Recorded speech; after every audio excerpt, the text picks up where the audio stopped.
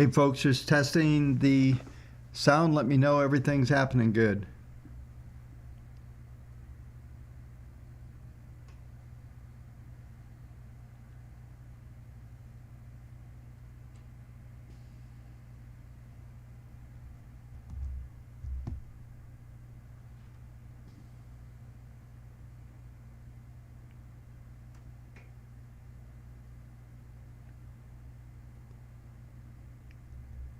Yeah, I use Streamlabs for the broadcast. Awesome, glad to hear it. I'm going to test a couple screens and then get my runas and get ready to go here in just a few minutes. So just going to come on full screen for you guys.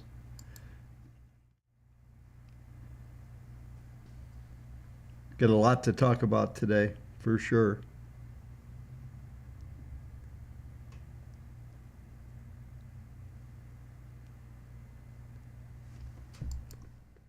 Oh, just testing camera. You're seeing everything.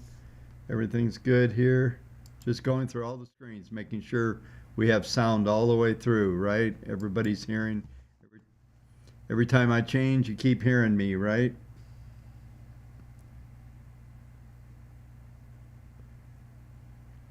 Okay. So we'll go back to this screen and get all set up.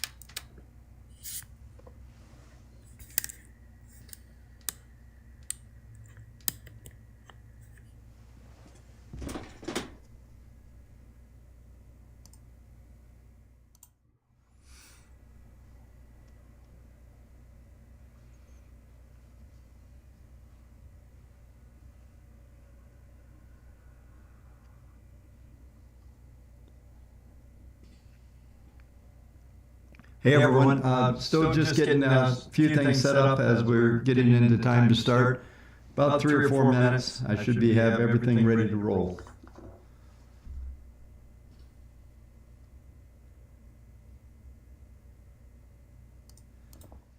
Just testing a couple more screens, make sure you're seeing me all right. Okay, good deal.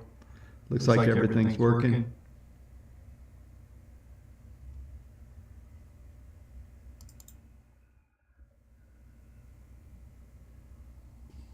Yeah, the 10-year is setting right on support right now. It's going to be interesting to watch how this goes.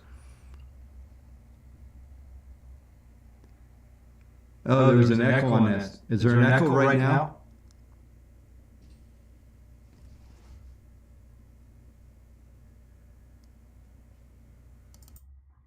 Let me know if the echo goes away right now.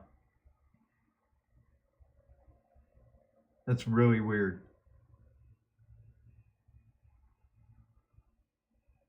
Did the echo go away?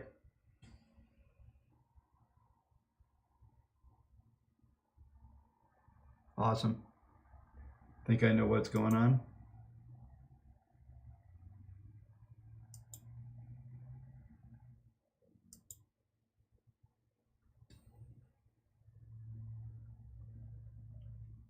Awesome.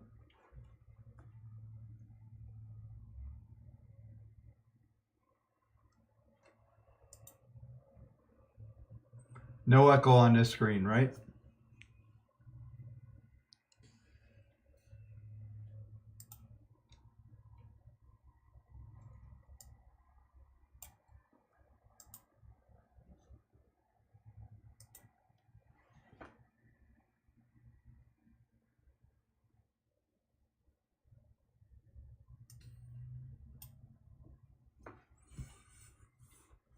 Awesome, folks.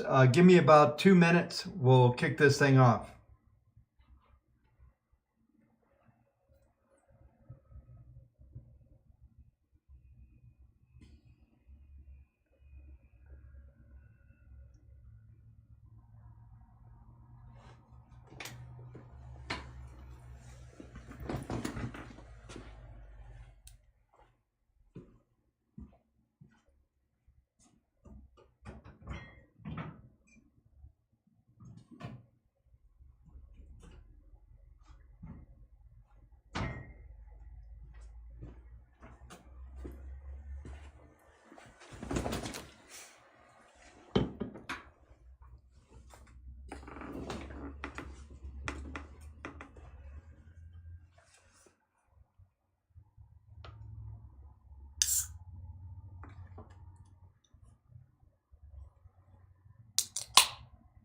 There's the pop.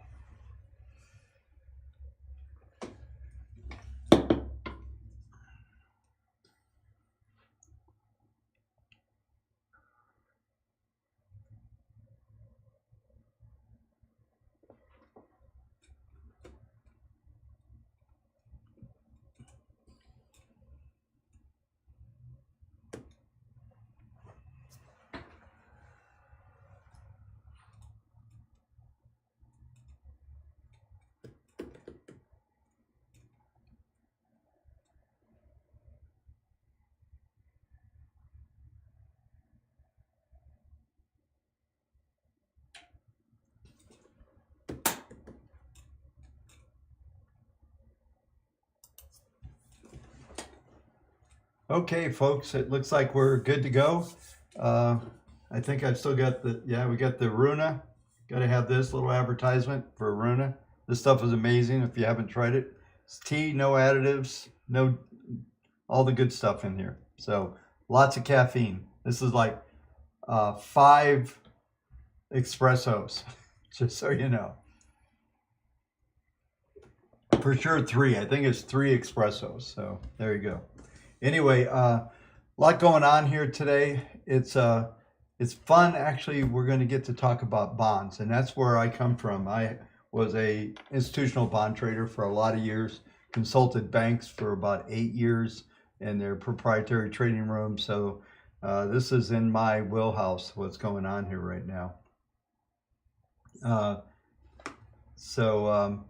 Yeah, if you like caffeine, Runa is the way to go. It's a different caffeine. It's not a jittery high, so it's kind of cool. Anyway, so enough about that. These guys need to make me a sponsor or be a sponsor or something like that, right? Anyway, yeah. So my background is in fixed.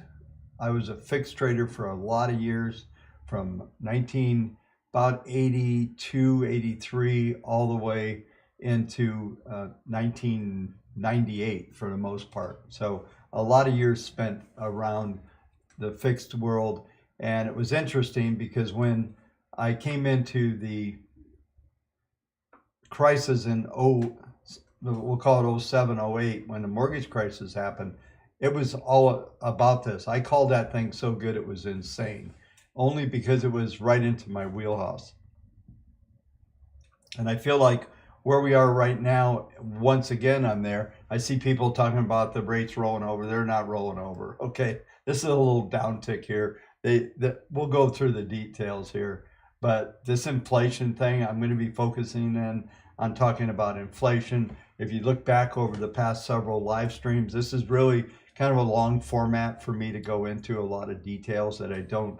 I touch on things on the nightly videos, and half the time I finish a video and go, man, I wish I'd have said this or said that. And it's a lot of work to do those things and to try to come up with content every day. I love the trolls because they're always giving me a hard time. I'd like to see these guys produce a channel that actually puts out videos every day about the next day, right? So anyway, but this whole thing that we're seeing going on here, inflation, interest rates going up, the economy coming back on, and all of that stuff is really, this is going to drive the next phase of the market. Now, is it all going to be bullish? I mean, they're really, I still see this thing struggling. The futures are trading back down to 39 even again. I don't see anyone wanting to own this thing up here. I've been talking about that for a while, but I just want to unpack a few more thoughts, and then we'll go into the screens, and I'll do my usual situation that I do. So we're going to spend more time on yield curve today, on the treasuries. I'm going to go through some other elements, such as anything that I come up with, and I'm actually going to use you folks. Don't give them to me yet because they'll get lost on the chat. But I'm going to use you folks as some of my research analysts today, because a lot of you guys are really tuned in, and you'll be able to help me a lot on how to focus on some of these things, and maybe bring up some things that I haven't thought about. So by the way, I love our community we have. You know, we've got, I don't know, I think we get somewhere between 10 and 15,000 views a day, which is really good. I'm glad to have this audience, but also to have such dedicated and faithful people that hang around. So I appreciate all of you guys. So, but yeah, so this whole element, the elements that we're going to have to really pay attention to is going to be this inflation scenario. And I'm going to talk a few minutes about that. And a lot of this will come out when we get into charts, and I'll just be kind of adding lib as we go through this thing. So hopefully I'll get on a couple good rolls here, good rants that will help us all move everything forward. And since we've been talking already, I've got the 10-year on my chart on the other screen here, and that thing has bounced off of the 10-day moving average twice so far, and it's printing back at 1.513. So it's going to be interesting to see how this thing finishes today. And the futures are back under 3,900. They traded 0708 again for the third time. There's some, if you look at the market grid, you folks that are subscribers and have market grid, or you picked them up off last night's video, we traded right in to that R2 number. I thought we were going to expand on a downside today. I was hoping for a higher inflation number, but that didn't come through. But the inflation is going to be at the fact that this number came in as expected is nothing. It doesn't matter. This stuff is just starting to come out, and I'm going to go through a lot of details here. I set up a screen, and I have some of my notes. You'll be able to see some of my notes that I have for the meeting today on screen. When I go to that section, we'll talk about all that. But the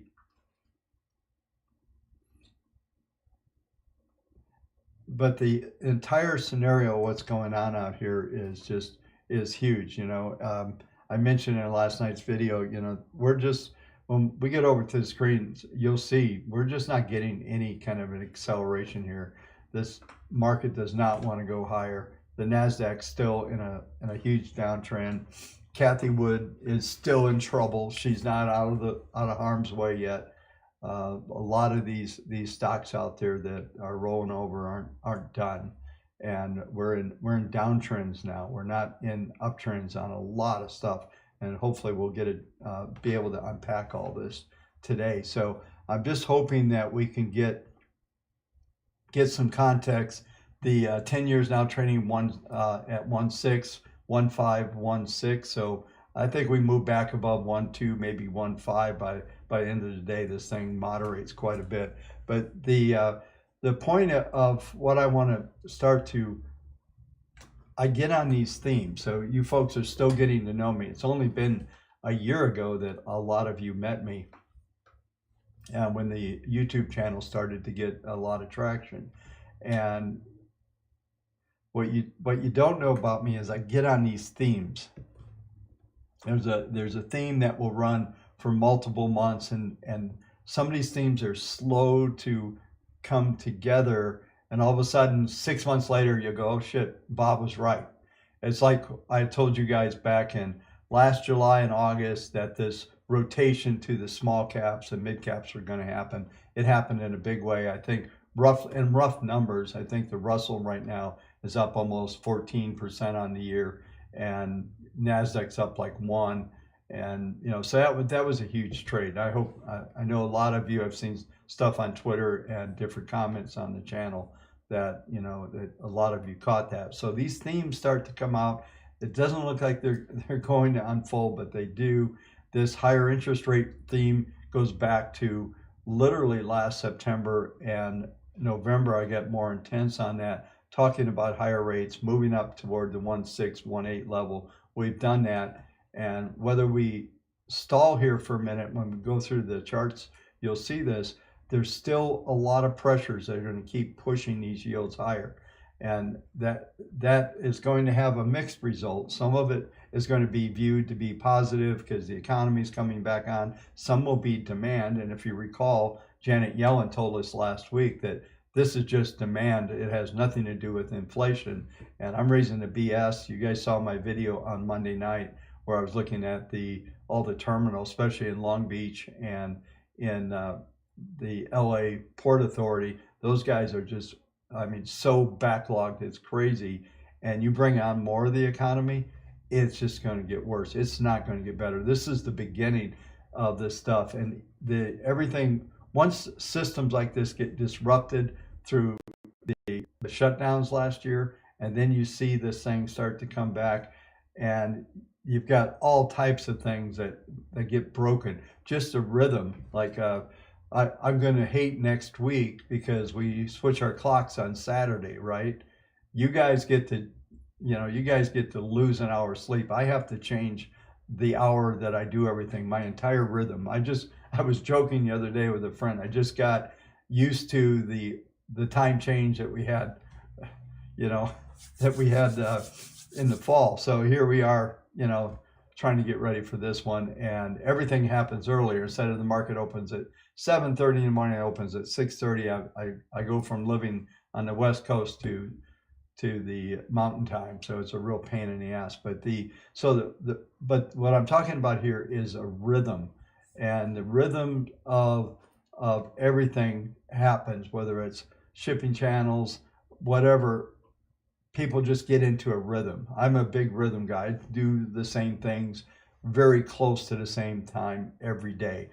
And, that probably came, this is a funny story, that probably came from my dad, who ate pancakes 5 days a week, every day, not some days, every day, and then cereal on the weekend. And he had a bowl about this big, like a 10-inch bowl this thick, and he'd fill up the whole thing. Anyway, you guys don't care. But the point is rhythm, patterns, all of that stuff matters in the world, and they've been shifted from the shutdown, and now people's habits have changed. There's certain things going on. We know all these things are happening, and these types of things are going to continue to drive the markets a little crazier.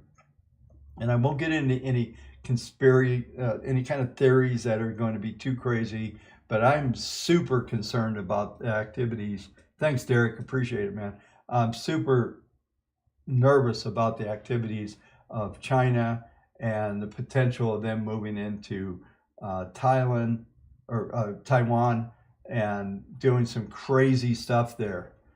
They have built a huge navy. They're making me very nervous. They're showing up in international seas in big groups all of a sudden. I don't know if any of you watch any of this stuff, but that kind of stuff is things that disrupt everything. That's a whole nother level of things, especially if something like that happened. And I'm not sure. I don't want to get deep into that because that's really not what I'm about here. We'll stay with the markets, but those are influences and things that happen. And I told you folks, one of the live streams that we did a while back is I told you about the time going back right before Kuwait was basically attacked before the oil, and I called that thing perfect. And somebody asked me, I used to do a squawk box with about 5,000 guys in our firm every day. And somebody asked me, well, what's going to make oil move up? I go, I don't know, maybe there'll be a war. Well, there was. These things come out of nowhere. They are the black swan events, and they are things that will affect everything. So I think what we can count on is inflation. I think all of that stuff, and I'll do one last little bit of a rant, and then we're going to go to the charts here in a minute, is this stimulus bill, so-called, we'll go quote stimulus bill. There's 9% of what they're doing has anything to do with COVID or stimulus or putting money in anybody's pocket. The rest of the stuff is going to be, it's basically they filled, this is the way I see it, the government's filled up their wallet. And what have I been telling you about for a very long time?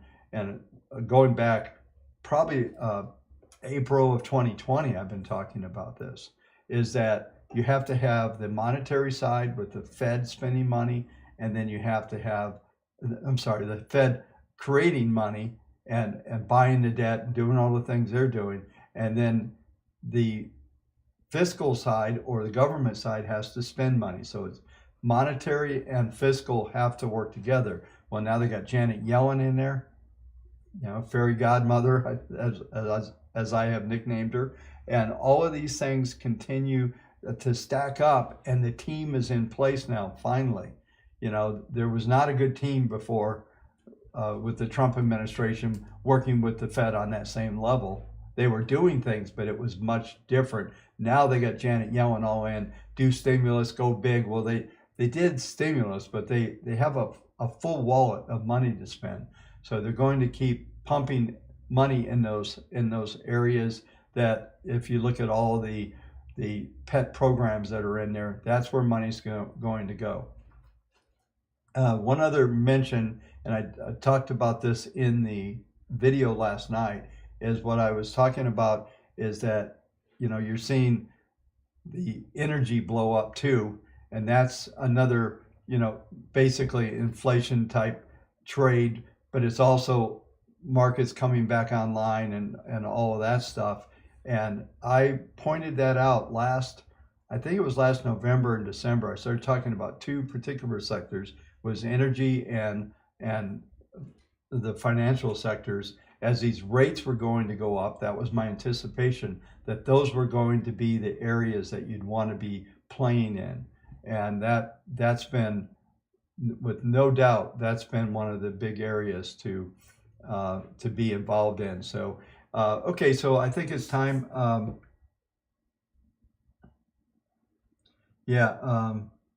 wouldn't buy anything that Warren Buffett touches anyway. I'm not a you guys know that. I'm not a Buffett fan.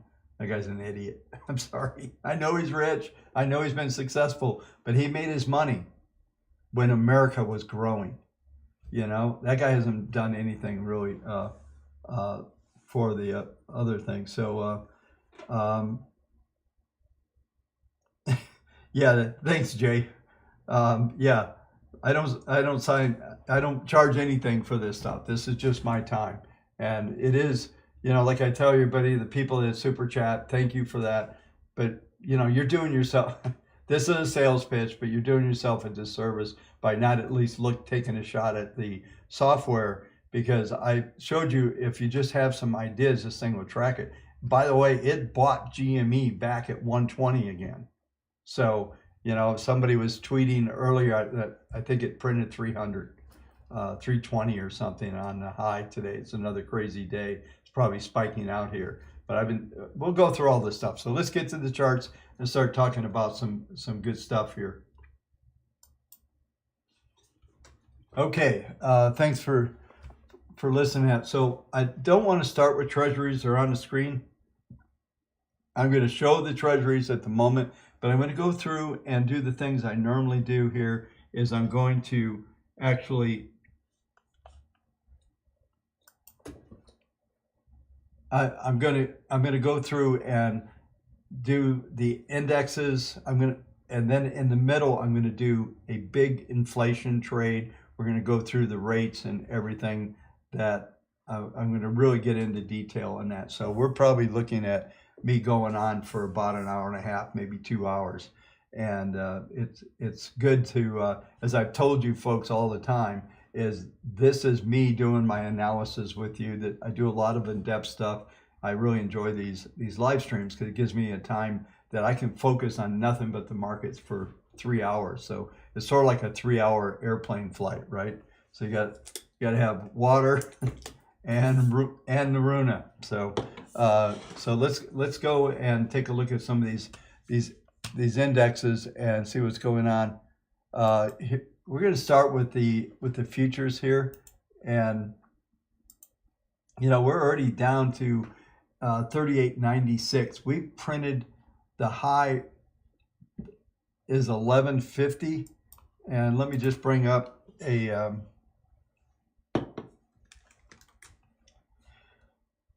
let me bring up the market grid here, and just so we can see this. Yeah, 19 was the futures was R2, so we didn't quite get there, but if we flip over to SPX for a second, you'll see that we almost hit. R2 was 1463, we got to 1254. So we basically printed an R2, and now we're back. 14 handles are ready. So hopefully, thanks for the super chat.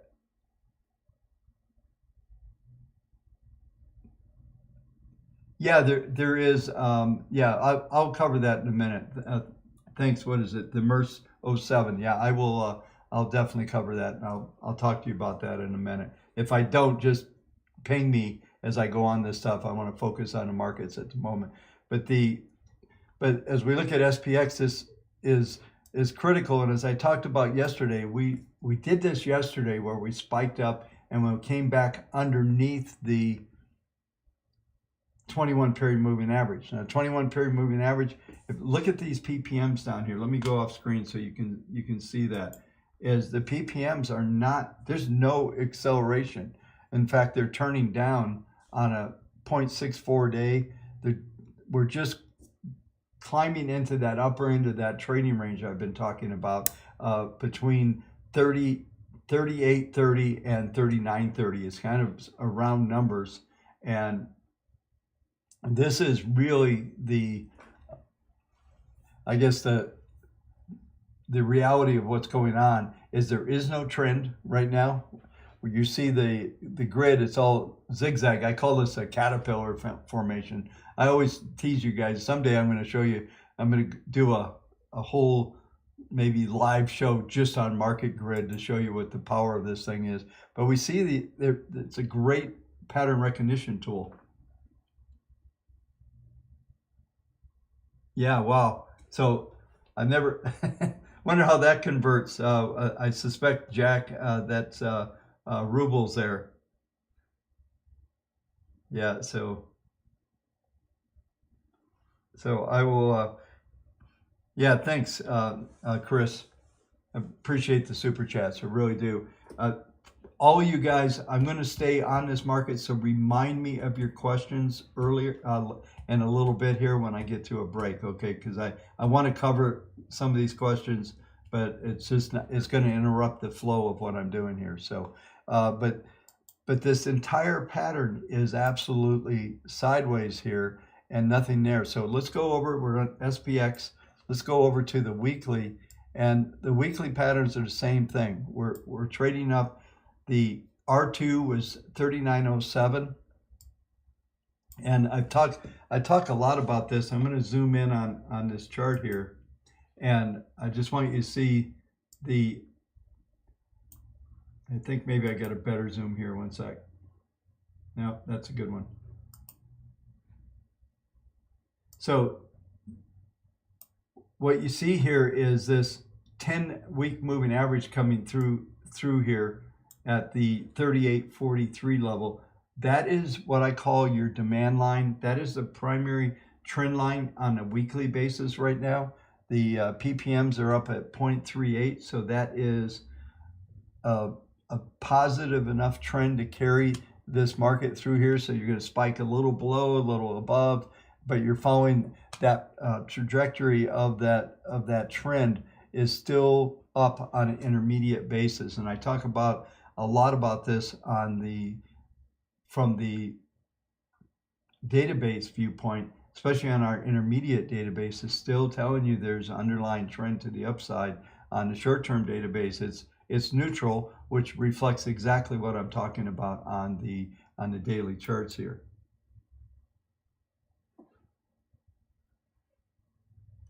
Let's go to let's look at a monthly chart here. I'm going to try to roll through. Same kind of configuration, been talking about it. R2 on a monthly for the month of March is, bear with me here, R2 is 3904, R3 3953. That would be a retest of the all-time high. I believe it was 3950 and change. I don't know the exact, here I can give you the exact number. 3950.43 was that number. So we're seeing this thing remain in a bullish tone. So as I talk about this all the time, is daily patterns are neutral sideways, weekly patterns are positive and up, and the secular trends are positive and up. And I've spent a lot of time just talking about these trends and how the trajectory of the trend. So you're going to have major support around, let me just get a number for you here. In 2 months, major support will be mid 3660 on the secular charts. So there's just no probability of a big sell-off at the moment, but there is still a lot of, because there's still a lot of positive trends, both in intermediate and on the monthlies.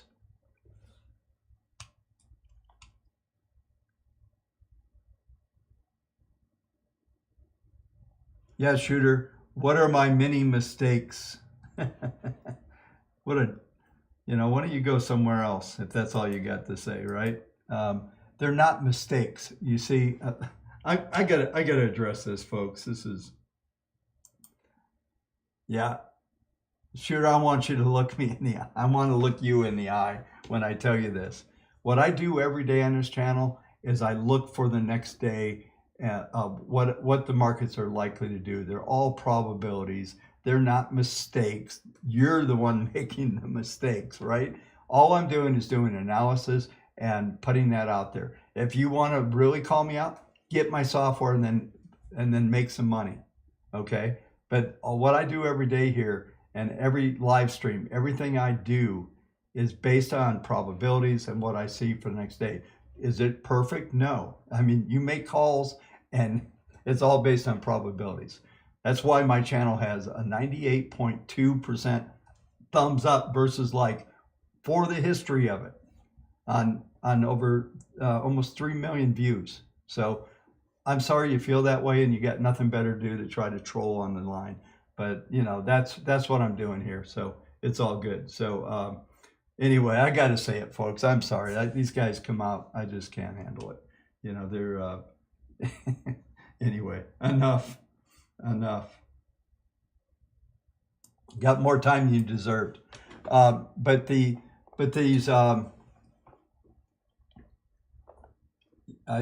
we get I just got to say one last thing. We get the thumbnail readers, the clickbait. Those thumbnails are designed to get attention. So anyway, that's what's going on. So I do my best. I think I do a pretty good job. And you're going to learn a lot more. So listen, I just got to call it out. Okay, so just so you know, I mean, I'm a big boy, so I've been doing this a long time. I've been trading on trading floors. Most anybody that ever walked on a trading floor gets thrown out, eaten and thrown away. That's just you want to be in a brutal environment. That's where you can hide from nothing when you're on a trading floor, because everybody sees what you're doing, and that's just how it is. So, but this is the point of everything that's going on here. Like I said, short-term trends, sideways, intermediate, bullish, longer term bullish, still going up. People call something about, I talked about the market going to 4,000. It's still going to 4,000.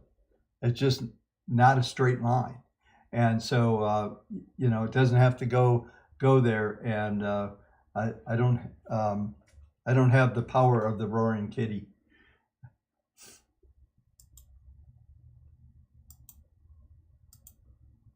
Yep. So,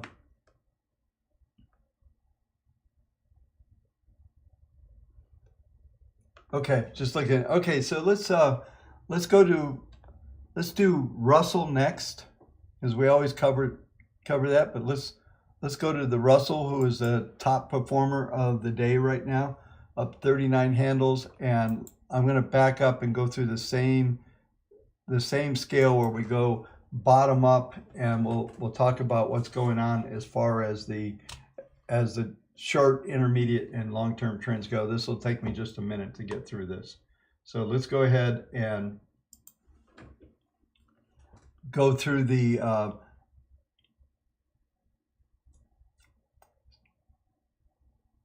so just like the Russell's up, but just like with the Russell, this is that caterpillar formation where they're just trading up toward the top end of the range right now. 2313 is RXT on a daily.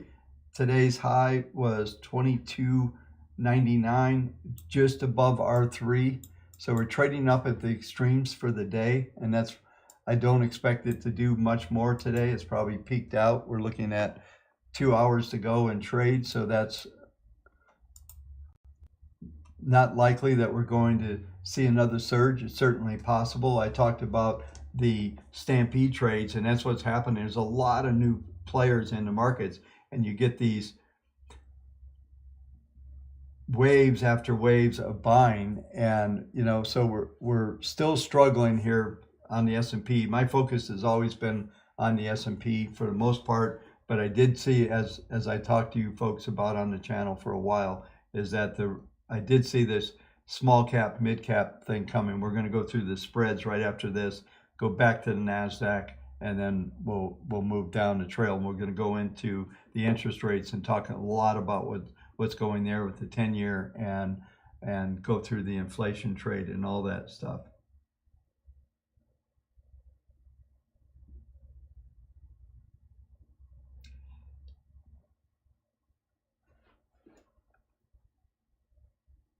Yeah, shooter straight. You just can't quit, can you? He's going to, yeah, it did turn into a huge rally. October 30th. It's what, March 10th. Wake up, dude.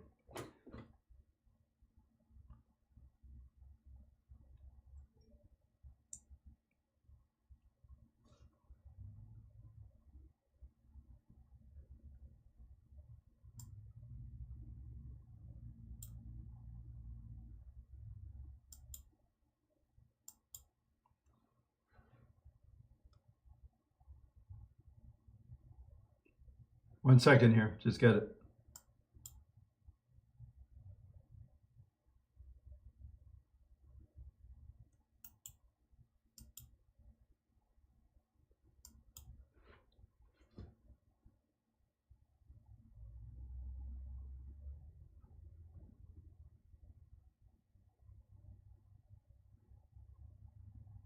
Okay, so as we look at the Russell on the weekly basis,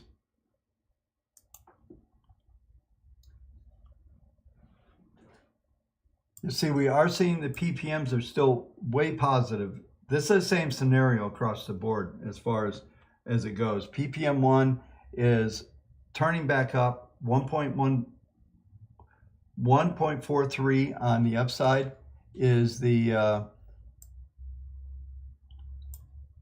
is PPM 1, PPM 2, 1.57, 1.11. Now anything over 0.25 is a uptrend. So this is what, 8 times the uptrend. So we're looking at it also getting on a weekly basis. The R3 is 2298. So we have printed that number, 22.99 right now is that number. And yeah, kind of got an eyeball on the E-minis here. It looks like we're trying to fail again. They're trading back down almost to 3,900. But on the Russell, we pretty much rallied out through this week as far as the range goes. This big range bound thing that we've seen is going to continue. Now, the last 3 weeks, we've seen volatility kick up again. So that's going to keep the market grid up in an upper end of the range. And that's going to just keep it expanding. So it's going to go what I call square, might tilt slightly higher, but it's going to stay in a sideways range. So there still can be upside in the pattern, but it's not going to be like these vertical patterns. If you can see my cursor right here. In fact, let me just draw this in so we can all see this. I want to make sure everybody sees where I'm talking about. So this area here, you saw the market grid actually trending, and then you get into these zigzag modes here. And so now what we're likely to see, I'm just going to draw some of this stuff in. You're going to see this thing go here. And let me try to zoom on this thing. No, I can't. Hang on one sec. I'm going to have to redraw this, but I want to zoom in.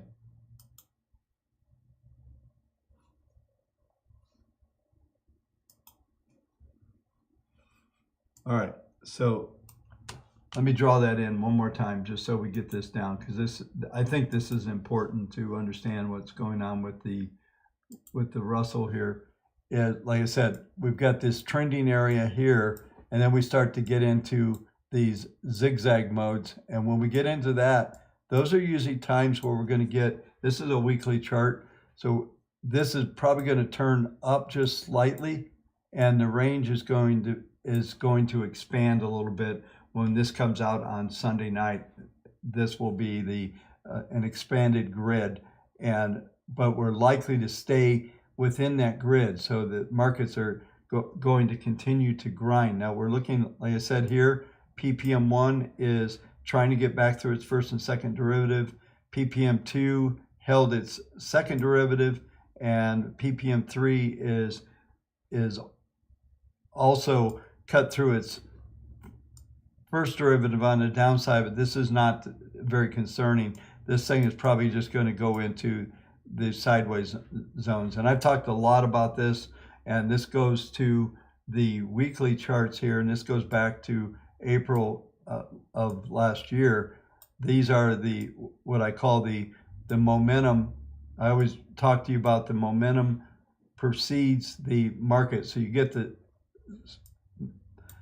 big spike in momentum, and then you get the trending mode. So this was the second level spike here, and then the third level spike here. And what's happening, this is most likely, if we started to break down an Elliott wave pattern here, that this would end up to be probably a wave 4, maybe a running correction, and there's another high in this thing. So there's more highs on all of these markets. So I don't see us rolling over on any of this stuff at the moment. That's just not in the cards from that standpoint. So, all right, so let's go to the spreads here, and let's bring up the Russell spread, and you'll see that this is going to be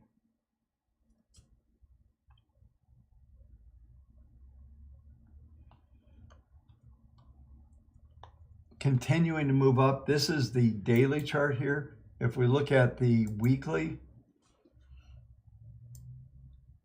this is going to show us the magnitude of this move. And I think the most perspective you're going to get is that this trade's been moving negative for a very long time. And I remember probably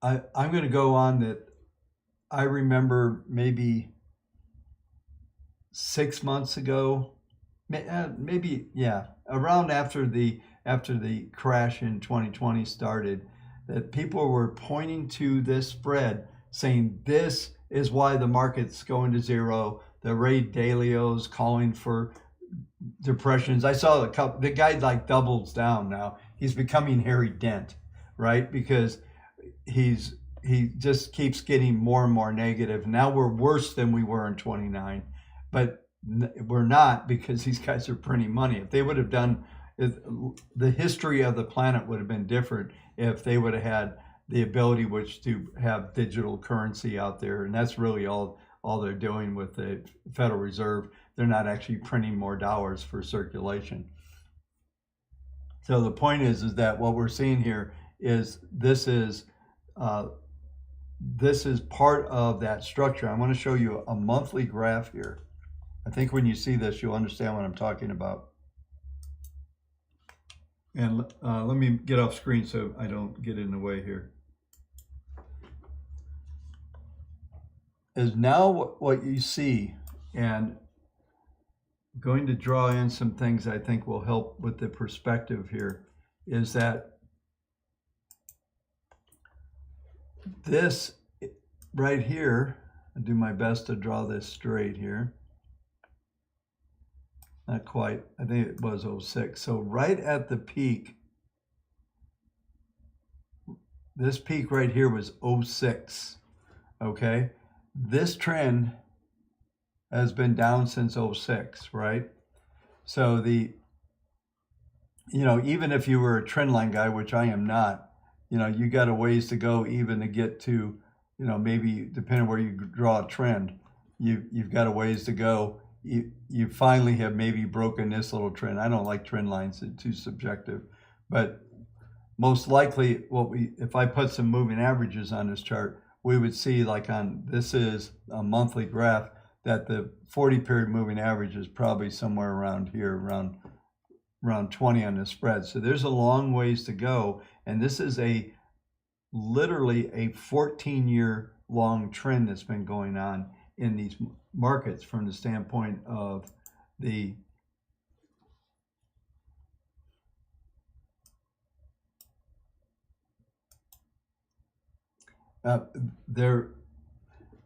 this is a very long trend, and it's starting to break for the first time. This is the biggest move we've seen for a very long time.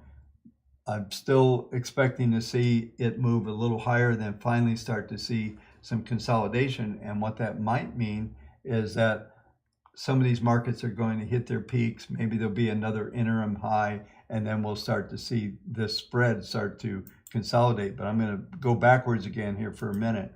This is the weekly. This would be the same levels here around this 180 to 20 level, and then on the daily, when we go there, you'll see it's in this really nice sharp uptrend. So this is a really good configuration, and this goes back, down back here in September, where my cursor is. This is when I started telling you folks, September, October, that you need to really start paying attention to this, and that's it. Yeah, of course the 1.9 COVID bill passed, right? Along partisan lines, I'm no doubt.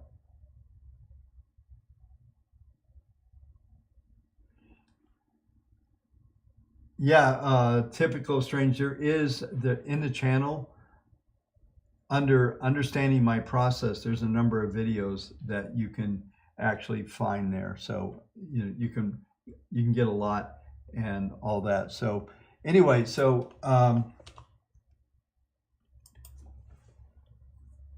but I think you folks get this, right? We're in solid uptrends, intermediate, long term on all these indexes. The spreads between the NASDAQ and the Russell is going to continue to expand. Russell should outperform. I told you last September that for the markets to be able to move higher and get to where we are now at the 39 handle, that you were going to have that rotation happen, or there was no way that we were going to see the markets get to these levels. And this rotation is, like I just showed here on the chart a minute ago, this rotation is still in play. There's a lot to go. There's probably another quarter, maybe two, but I'm going to go at least 1 quarter of this spread continuing to work and that dominance by those trades to go on. And I'm still encouraged by activity in energy and in financials are still going to be a good place to rotate to look for ideas. That is still a place to pay attention to. So so let's go ahead, and now we're going to go to the interest rates. We're going to dig into some of this inflation scenario that's out there, and we'll start to unpack things a few levels bigger here. So let's go ahead and take a look at, and dig into the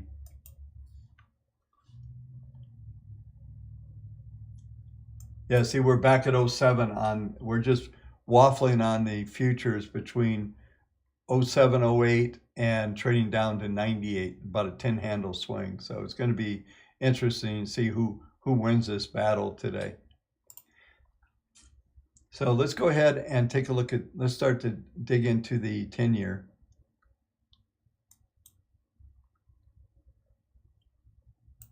And I want to go to the daily because that's where the action is right now. And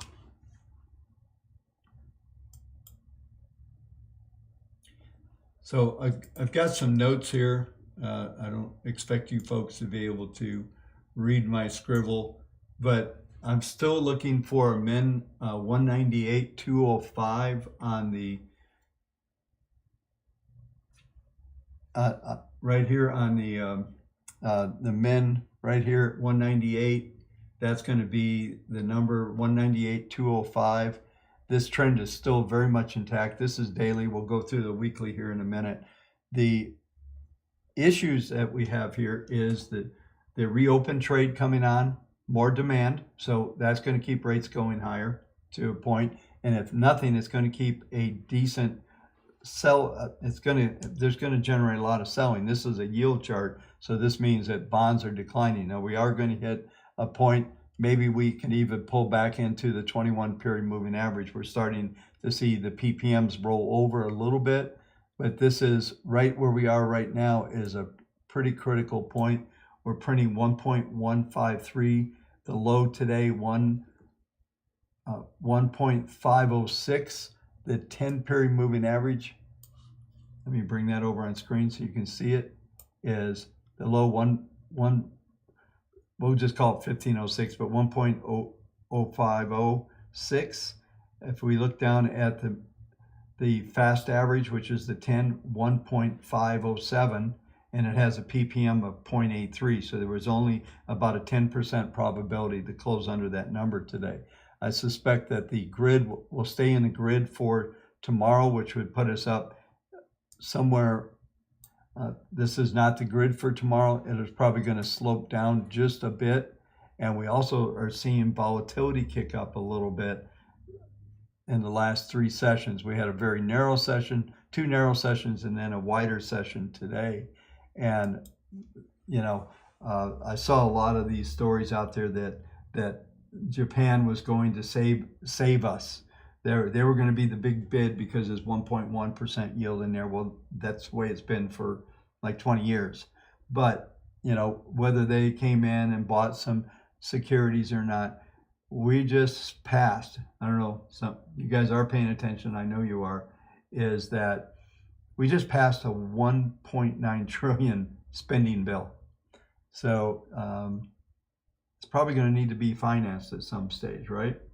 So that's pretty interesting. Yeah, I did kind of skip the Qs, didn't I? So I'll go back. I'll go back and do those.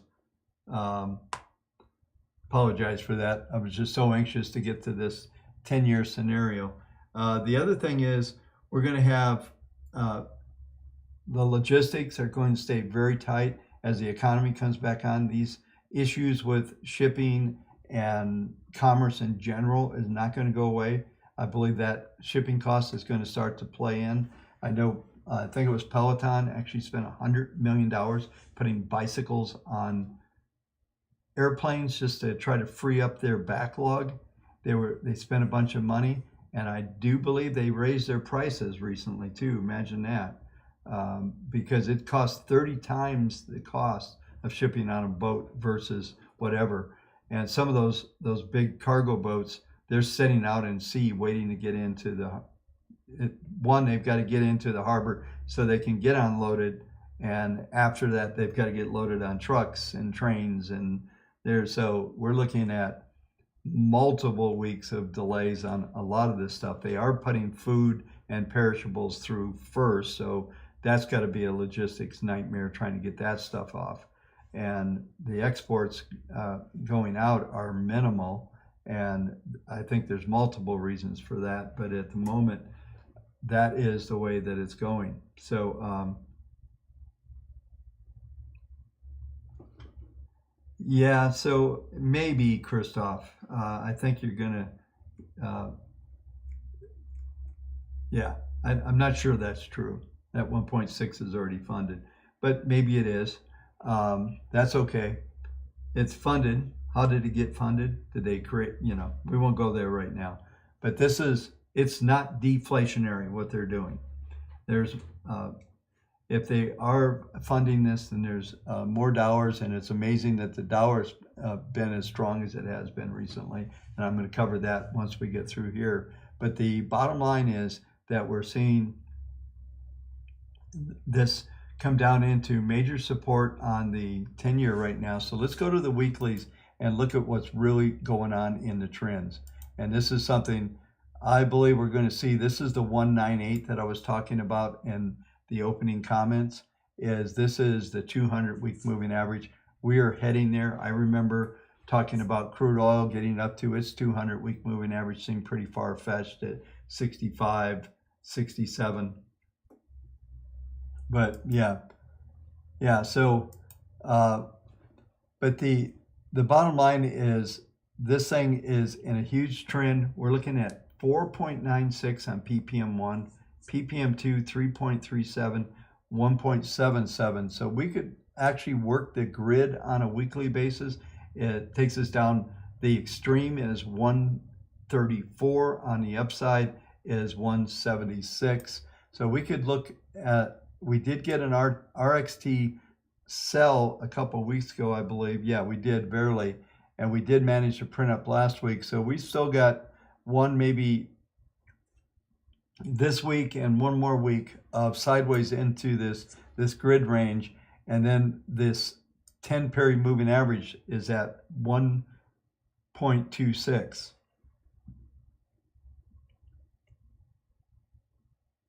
That's changing 0.6. That's going to be 1.3, and 2 weeks from now it's going to be 1.36, 1.4, and 4 weeks from now at this current trajectory of this moving average.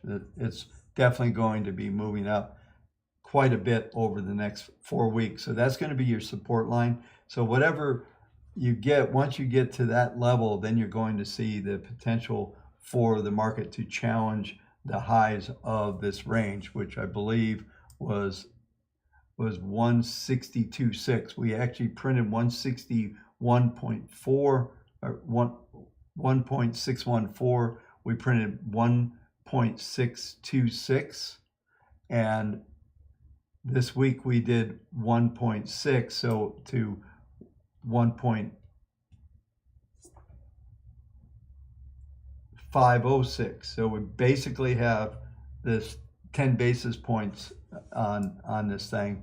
And so this is going to be probably what's going on for the next couple of weeks, or at least one more week, maybe as many as two. And then this formation will start to set up just like it usually does. And we'll set up possibly from the market grid a dragon head, which means that we'll resume the trend in the direction of the previous trend. And with these PPMs like this, even if they bleed off, they've got a lot to bleed off, and they're still going to have the probabilities along these moving average lines are going to be huge from the standpoint of expectations of going forward. So let's get to the big dog and go to the secular trade. And really what we're doing is working our way. The 40-month moving average is very similar to the 200-week in value. It's 1.89. So this is where we're going to see our first resistance. But you start looking at the PPM on the ppm2 is at a minus 1.97, so that tells you there's a very small probability of going above 1.98, but we stabilize between 1.5 and 1.9 and we set up a pattern there. This is going to start to kick ppm2, ppm3 into play, and this gets to be emerge into a longer term trend. And that's important to understand, is that this is a developing trend, not one that is ending. This is the beginning phases of a trend. Now we never, let me get this this grid off the screen here. Back in the previous move, when we had the taper tantrum going back to 12 and 13, that's one of the things that I really apologize. I didn't realize I was on that screen. That's a real pain in the ass. Sorry. I got the stupid, had that stupid pad in front of there. So anyway, just looking at this here now is that this is what I'm talking about. The 200-day 198 going up. You can see the ppms are just spiking through here, especially ppm1 is at a 10.27, which is an insane amount. But that says that the moving average, the 10-month moving average, is gaining at 10.3% per month. Okay, so that's quite a big move. It's down at 0.94. When it crosses the 21, when the 10 and 21 crosses, that will be the point where we will see hesitation and a consolidation. Those crosses to me usually indicate a minor top, consolidation, and then a continuation of the trend. So most likely what will end up happening is that we will get sandwiched in these levels I was just talking about on the weekly, somewhere between 132 to maybe 189. That's going to be a big range, and it's likely to stay there for multiple months. Okay, I don't think we're just going to get out of control here, but there is a risk here depending on what happens over the next several months from the standpoint of being able to anticipate this trend going further is going to take a number of months to unfold. So this is a monthly graph, so one bar is 1 month. So we're looking at least 6, 8, 10 months in what I just talked about. This is not something that's going to happen overnight. The risk is that we go down the road and I'm right about the inflation, right?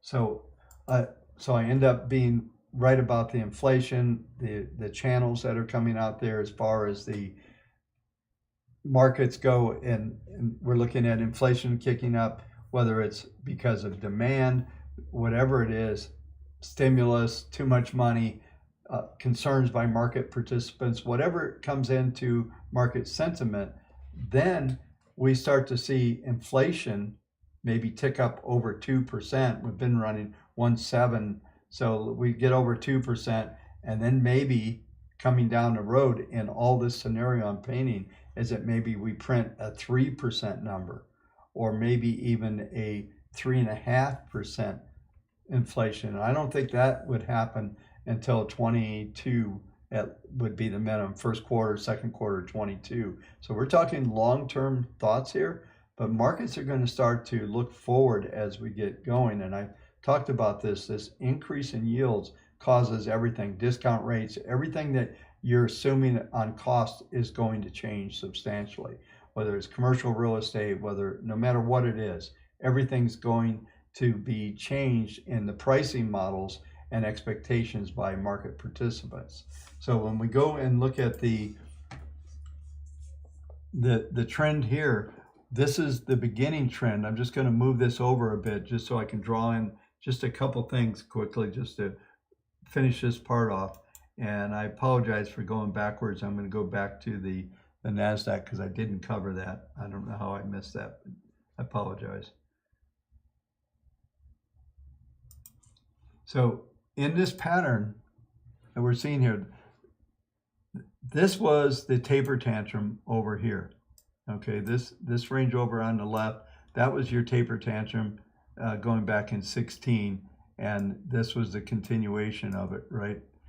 Now we get this big decline down. This particular, the structure, this is an important part. The structure of this bottom is different than the previous ones. So when we look at this low here, we did get some it really kind of kicked in. This was a pattern failure here. But what really kicked in when we got these declines here, now when we see this the PPM1 click up, the price momentum kick up at this level, this is what I'm talking about. This 21 is going to continue to decline, and then ultimately we get a cross point, and when that happens, wherever that happens, will be a high of the pattern, and then the grid probably gets into one of these flat modes, maybe with where it contracts, and then you see this thing just back and forth in here and stabilizing within that range that I was just talking about, between the 1.32 to the 1.89, maybe 2% could print in here. But this is how this configuration is likely to set up as we look at the monthly viewpoint and expectations. So this rates are going to probably move up to 180. They're going to stabilize, but I'm going to round off numbers, 140 to 2%. We're going to move in those ranges, and there'll be good and bad times going on there. And then ultimately, when this thing is done, we start to move even higher, and we start to see 250, 280, 3% on the 10-year. But that is what I just talked about, would be way over. And I drew this in it looks like, let me just see here.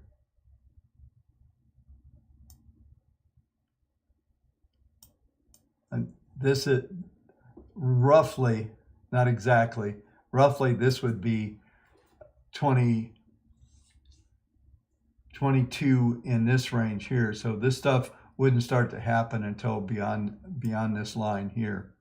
And so we're looking at some stabilization, maybe an upward slope here. Well, I got a lot of junk going on. Let me clean this up so I can redraw this real quick so you can make sense of it.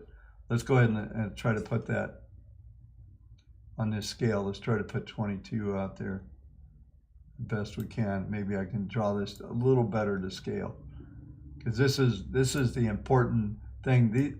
This trend is likely, these grid lines are likely to continue. This 40-month moving average is going to continue, and then what's going to happen is the 10 is going to come up, and then over here, I wish I could get all the lines on the right colors here. It would make it easier to see. But the 21 is going to come. This line is going to come down into here on this line, and then the 10 is going to cross, and then the 40 is going to converge above it, and all this market action is going to happen between these things. You can see this happen. I've studied moving averages probably like few people have for better part of 35, maybe 37 years when we started this whole process here.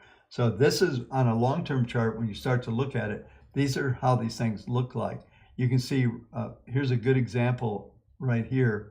I'm just over on the left here. I just want to draw this in. This is probably, this would be a better line. Let me just clear this out.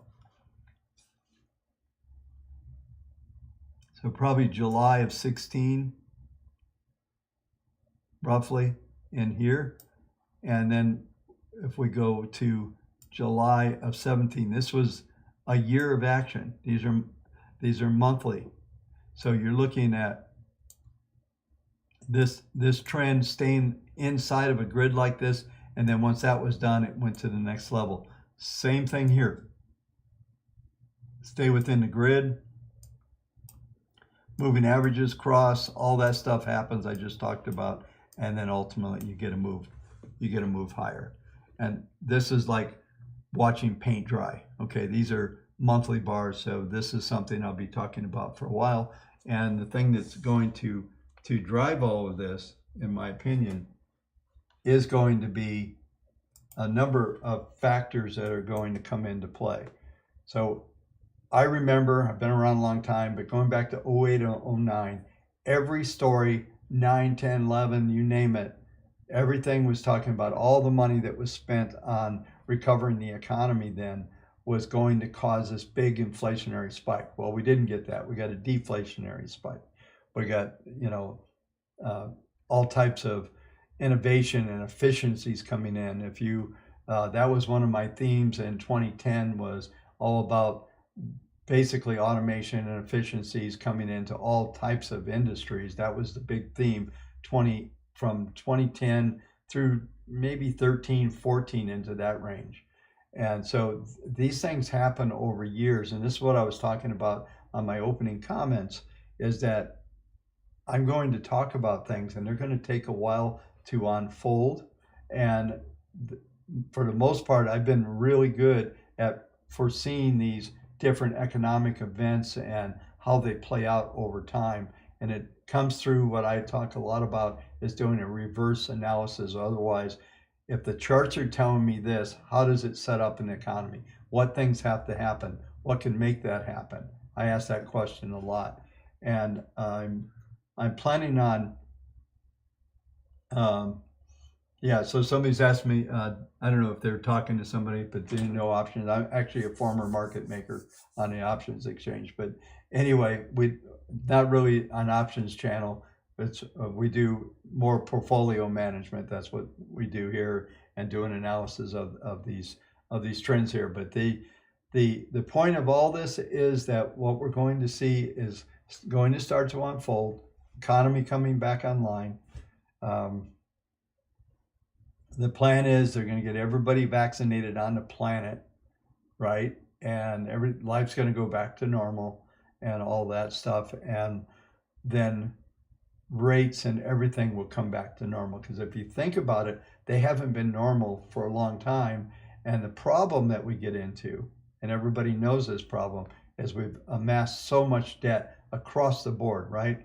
Consumer, corporate, sovereign, you name it. There's so much debt out there that the theory is that it has to stay low to be able to finance this. And it's interesting how this may play out, and if the money's there to refinance and buy back bonds on call rates. There's a whole lot of, if you're into the fixed market and you understand what goes on with maturities and different things, and some of the rules that they put in so they can buy back some of these securities and rotate things so they can get paid better. There's just a lot there that can be done. And one of the magic wands, not just by the fairy godmother, but when you have a legislature and you can change the rules tomorrow, you can change all types of things. And for right now, it just takes a simple rule change and they could upend everything, so we don't know what we're coming up with next, but this appears, based on my analysis and what's going on these long-term trends and the factors that are likely to drive this, is going to be the inflation backdrop. There's going to be huge demand. I don't know when we're going to be able to supply the demand that's coming on out there. It's like everybody knows about the huge savings that have went on in the last year, like trillions of dollars saved. So people want to spend that money and buy stuff. So there's going to be shortages and all kinds of things. There's other elements that are going to come into play. I have a note to myself here. Let me just take a look at that. I put out a thumbnail the other night, is will the Fed tighten? And it appears to be off the board right now. I'm looking at the futures printing at 07 again. So they went to 99 back to 07. But the question I put down here is, what would actually cause like another taper tantrum? What would cause the Fed to come in and actually tighten? And it would be that scenario I discussed a few minutes ago about inflation getting above 3%, 3.5. They would have to be doing something at that stage. So once again, we're talking 22 plus. as far as years timing.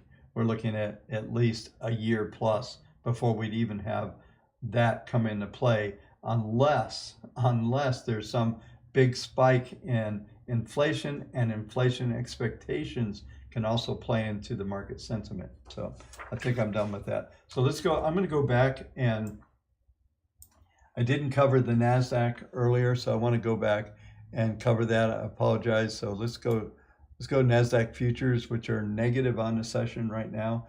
And this is interesting, because let me get over to the daily. And we traded up, as we looking at the market grid. We traded up to a high of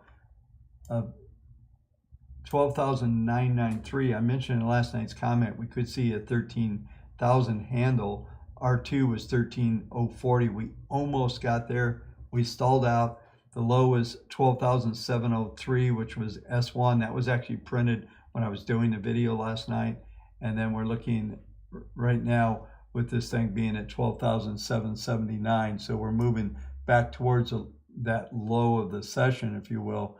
And the thing that I emphasized in last night's video was that the 10 period moving average, 12,826, is what I call the supply line. When it's declining, that is where there's supply of sell orders, however you want to look at it. There's stock supply at that 12,826. So we traded above it.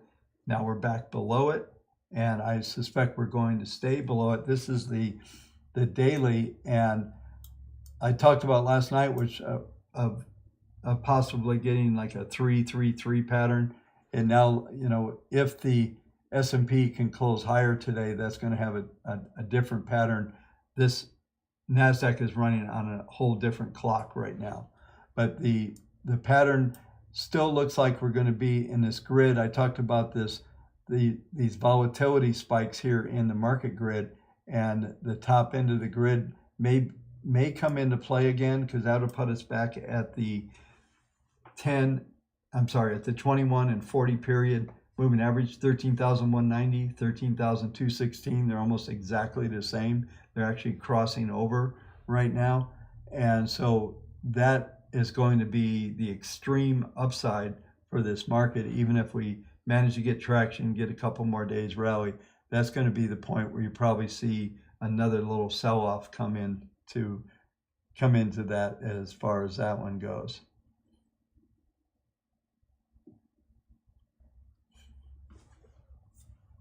So let's go to the weekly.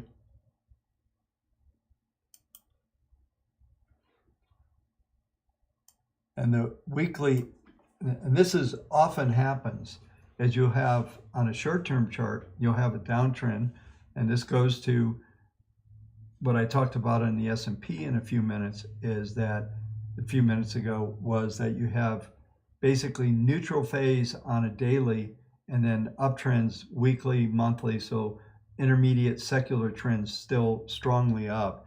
In this case, we have the weekly trends are actually somewhat neutral. There's still underlying bid at this 12,646, which is the 21 period moving average. So just below that 10, we're probably going to be sandwiched between this 12,640 and the 12,850 range is going to be the sandwich job, and maybe as high as this 13,150, which is the 10-week moving average. So that's most likely going to be the range that you're going to stay in. So there'll be some stability start to come in the market. PPM1 is actually negative, not by much. It's not in trend mode.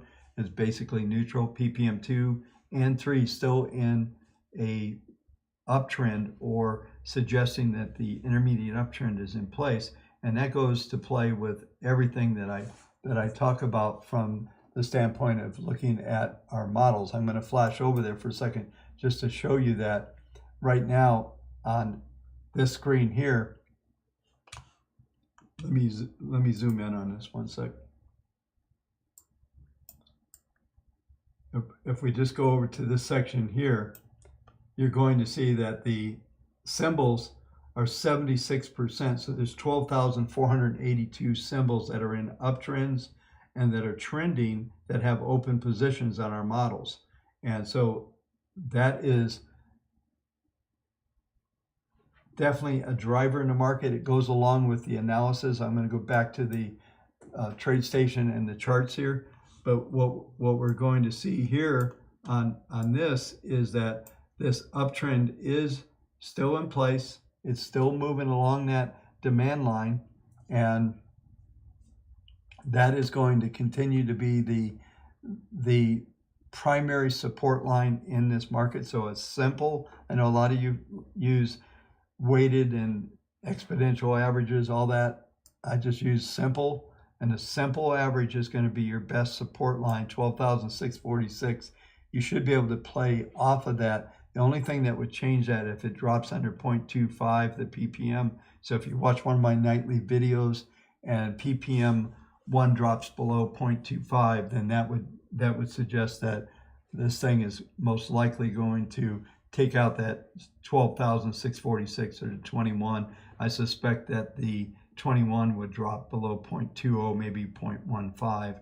They would see a lot of the upward momentum start to dissipate there. So, but at the moment, we have short-term trends down, looking toward that 12,646 level. We go to the monthly graph here. This is where this story is really being told, is the secular trends are still up. We have a ppm 1 at 0.28, ppm 2 2.46, and ppm 3 1.83. So the secular trends are incredibly bullish. I talked about this a couple live streams ago, but this trajectory is huge. If we look at the 10-month moving average, 11,993, well, we're a couple of weeks away yet, but that number is going up 300 points per month. So that's going to be 12,002, 12,003 in that range. And that'll definitely be the primary support line and the major support at that. We're just going to call it 12,003. So there's not a lot of downside potential here on the NASDAQ. But what isn't in play right now is the configuration that's going to blow this thing to the next level. There's going to have to be more months of consolidation before it's likely just to blow through the top. So there's a lot of work to be done. And when we go through the stocks here in a minute, you will actually be amazed to see, and you already know this, I think it was crazy yesterday that, you know, Tesla was up 20% in one day, right?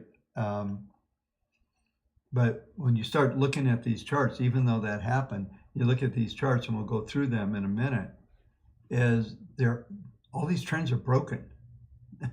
You know, so if that's what you need to drive this thing higher, you've just got a lot of broken trends, and you can go down through the fangs, through a lot of stuff, and we can get through as much of this as we can. We got about an hour and 10 minutes yet to go, but I just want to really break this down.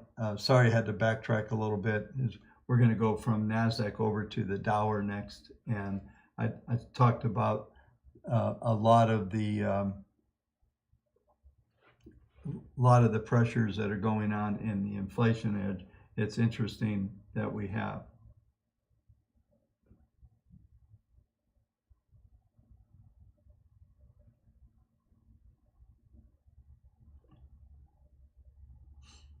So, okay.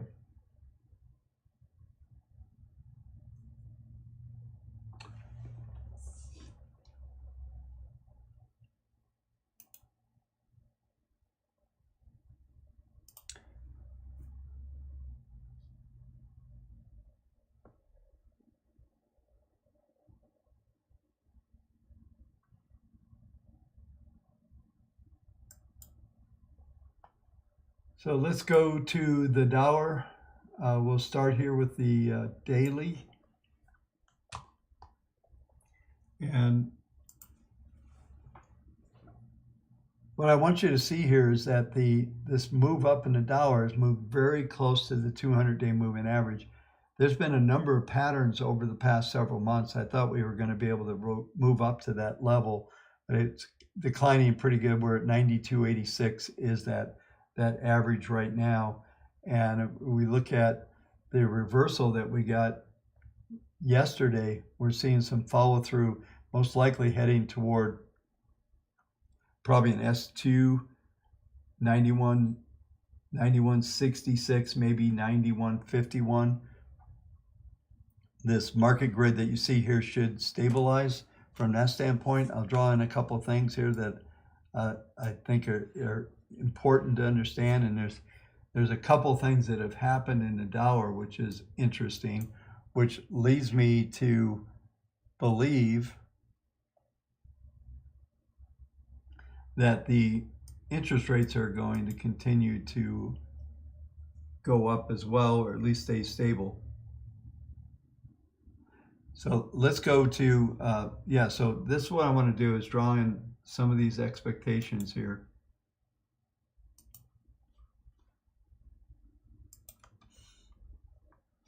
A couple things, and those of you who've been around the channel know these PPMs are price pressure momentum. There's a couple things I look for here, and we're getting an interesting pattern set up, but typically what will happen is these PPMs go up like this, they come down and they go into what I call a maintenance mode. And this PPM2 is not as strong, but PPM3, I would almost call this whole cycle into here. And we've seen PPM1 recycling a couple times and failing. So this one did not fail, and we moved up to this level. So what all this means is that we're going to get this, most likely what I call a dragon head, and ultimately the market will trade within this grid. You get the dragon head, and then ultimately you'll break out, you should take out this 200-day moving average. And I'll show you where this sets up on the weekly chart, because that's the important thing to really pay attention to, I think, on the intermediate, and we'll go all the way into the long-term charts as well. But the bottom line is we should see some consolidation here for a couple, 4, 5 days, and then start to move up again. So let's go ahead and take a look at the weekly.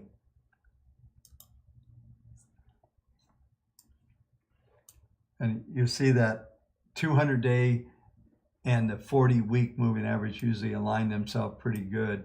We're looking at that 92.81. It was 92.86 on the 200. So it's very similar values. The PPM is interesting enough down at the very bottom here. You can see, let me see if I can, I'm going to try to zoom on this thing. I think I can pull this up. Yeah, so you can see the very bottom indicator here, right where my cursor is. You can see that is coming up right to the second derivative and crossing over. And that's a really good sign from a longer term viewpoint, because what it does is it tells us that the probabilities are rising toward the dollar rising above its 200-day or its 40-week moving average at 92.81. And above that level, then the next target zone is way up here at the 95.15 level, which is the actual real target, which would put us into that primary line. I'm going to pull this chart back over just so you can see this. You can see that 200-day has been in place since 2019. We've just been staying above it. It wasn't until last year when in all the craziness that the dollar came under a lot of pressure. And why was that?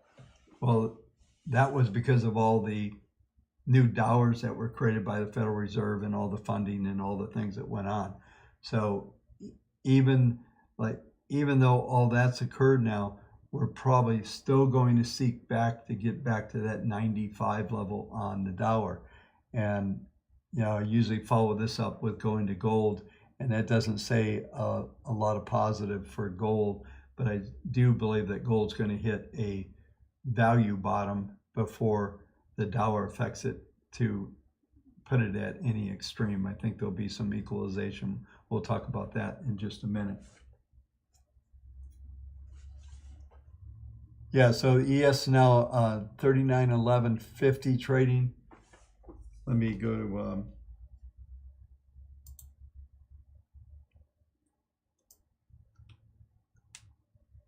yeah, you can see the quotes here on the screen. 1250 SPX 13 trading right at that R2 number for the day, actually. So we're definitely seeing this thing print up, and all of that it's interesting that the 10-year is actually upticking. It's up to 1.52, so it's actually moving higher. So you're just seeing one of those phases of the stampede. We'll see if anybody hangs out into the close. We got about an hour to go. We'll see what plays out here from that standpoint. Looks like they'll blow up my theory of actually getting that 333 pattern. It looks like we'll probably get at least a 5-day pattern and be another day up. So it's getting a little interesting here, even though there's a lack of momentum in the charts at the moment. We'll see. We still got to get to the close. But as we look at the Dow here on the weekly, like I said, the 200-day leads us to that. Now we go to the long-term chart. And here's the monthly chart. And those same numbers exist. The 21-week moving average, let me move that up here, is 95.56. The month moving average, 21-month moving average is 95.56. The 40-month moving average is 95.12. So there's a cluster of numbers. Everything's pointing to 95. At the moment, nothing's really pointing beyond that. But if we look at the PPMs on the page, let me put that up there.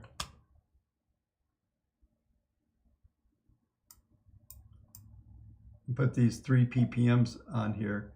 You're going to see they're still negative, but they're all starting to turn up and start to go through their first and second derivatives, which is the first sign that the monthly charts are going to turn up. Now we have the 10-month moving average as major resistance right now, 92.62. So we've got some numbers just above that 92 range that I was talking about on the dailies and weeklies. So this will be the first challenge, and it will take probably, I'm gonna say it's going to take at least 4 to 6 weeks for this pattern to set up. And then once we get through the 10, the next target is the 21 and 40 period moving average, 95, the 200-day, all that stuff, the 200-week average, all that stuff is going to be right into the same window. So that means that we're going to see a decent run up in the Dow, and that's most likely tied to some kind of interest rate move.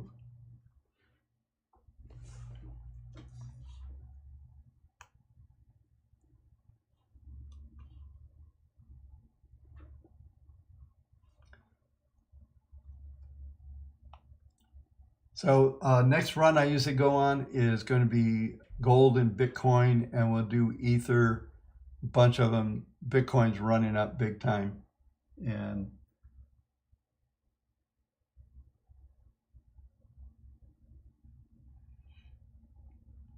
okay, 1 second here.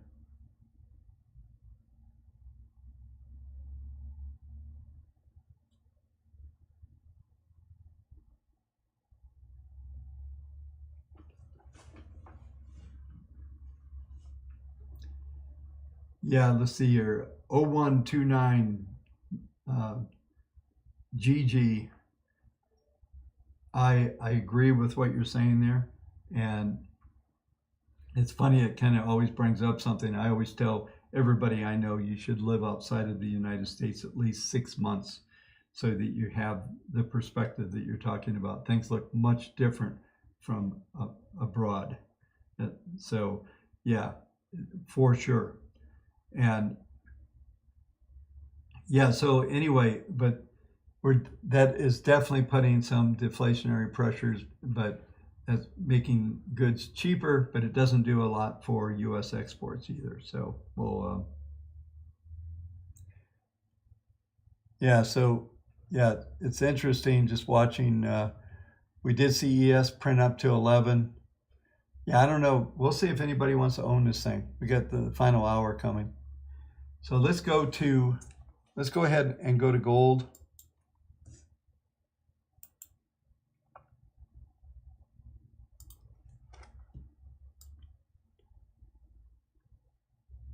And we'll start with the daily. And I just want to zoom in on this pattern a little bit.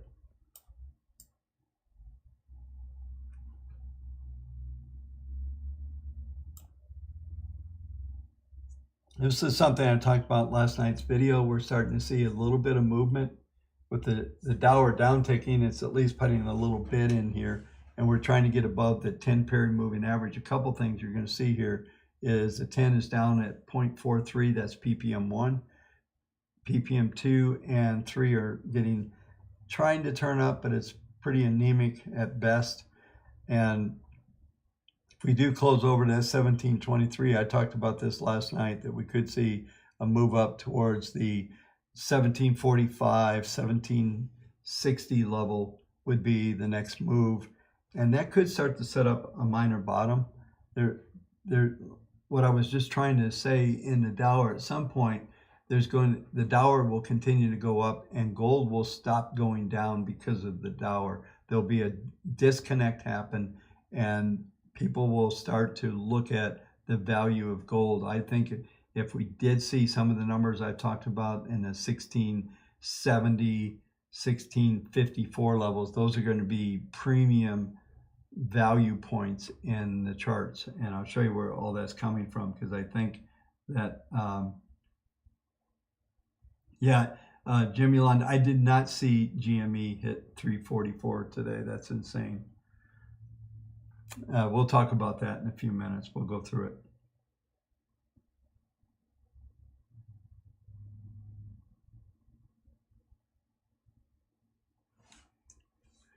Yeah, Jack, I remember you asking that earlier on your super chat. I appreciate you. I told you to remind me. I appreciate you doing that.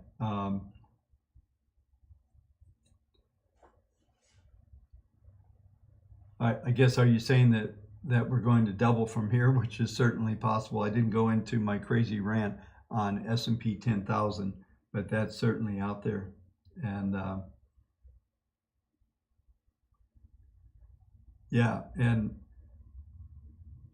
so I'll make that comment on there. If you need more on that, I really don't have a good understanding what you mean by if it doubles from here, then yeah.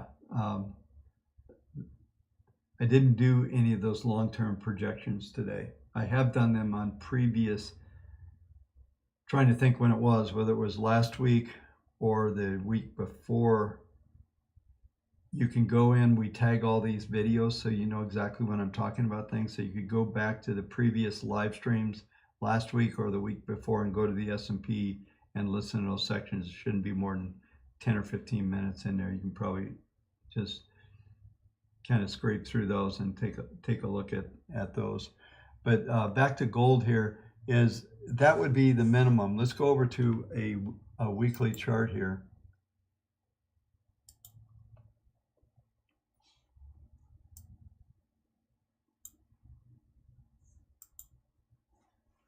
We're trading right on the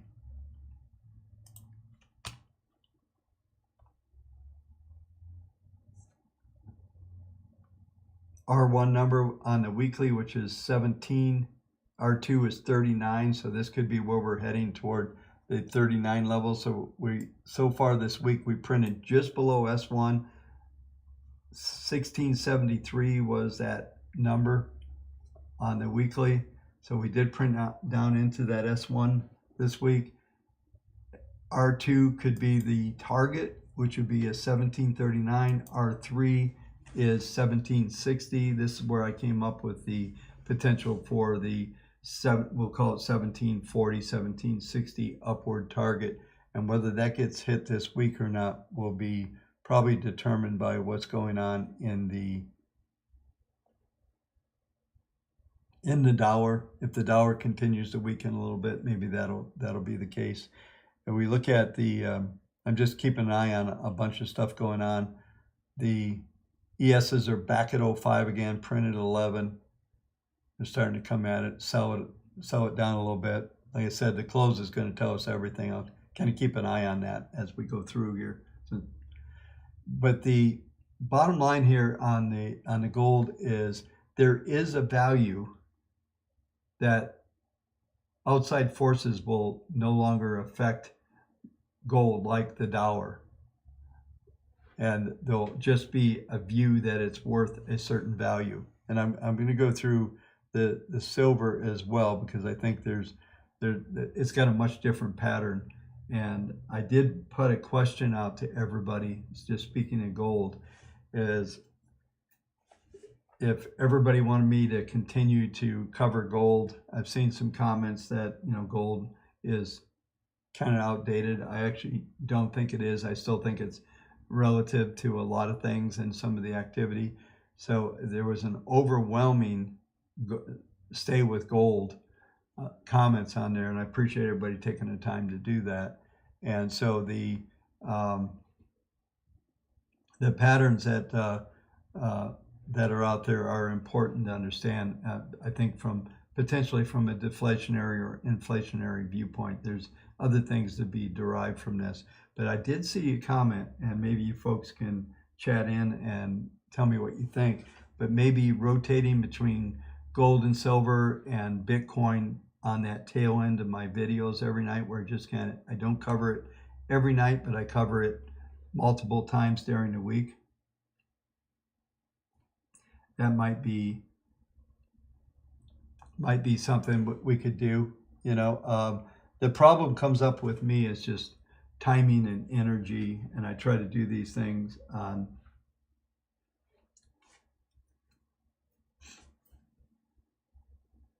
a timely manner every day.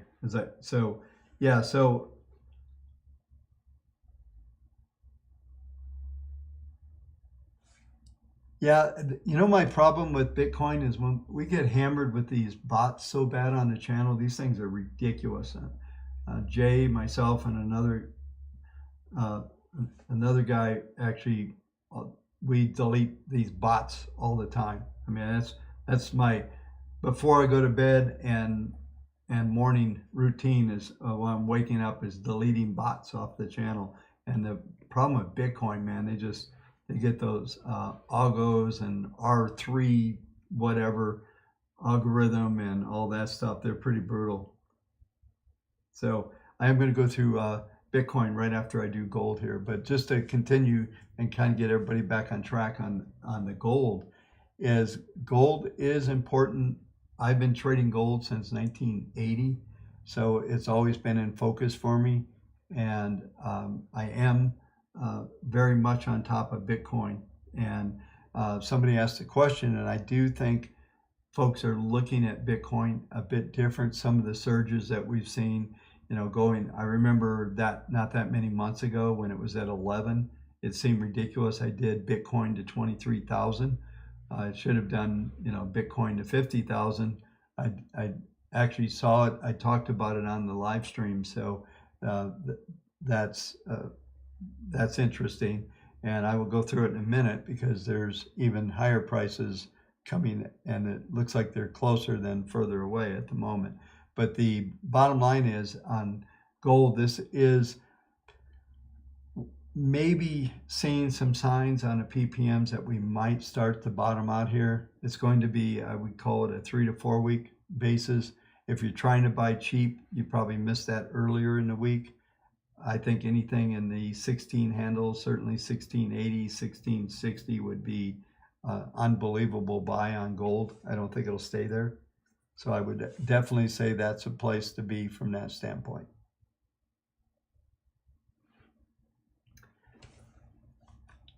I'll do one more quick, just a view of the monthly on gold, and then we'll move on. And I'm going to zoom in on that so you can see this pattern just a little better.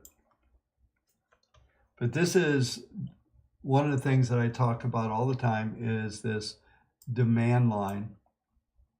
And the demand line here is a 21 period moving average on the monthly, 1734. I continue to point out these are simple moving averages. So that is your major demand line. So we should continue to hover around this for a few weeks. We would be much better off if we could trade up to at least R1 monthly, which would be 1764. The possibilities of maybe getting back to 1800 again certainly exist. And ultimately, we end up sandwiched on the pattern standpoint between the top end around 1860 and the lower end would be probably to 1734 if we can get above it and close above that on a monthly basis. So we are 20 days away from that event. So we'll watch that as we go through.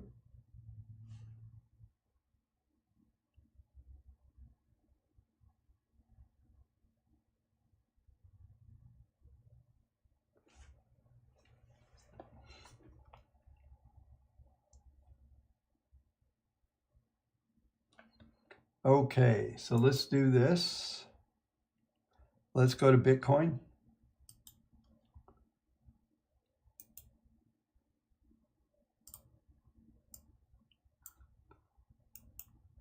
I'm going to do a couple things on Bitcoin that hopefully you'll find interesting.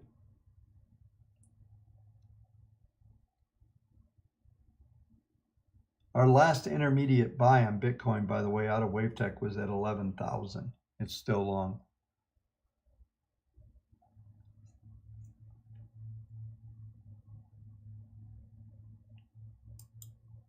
Okay.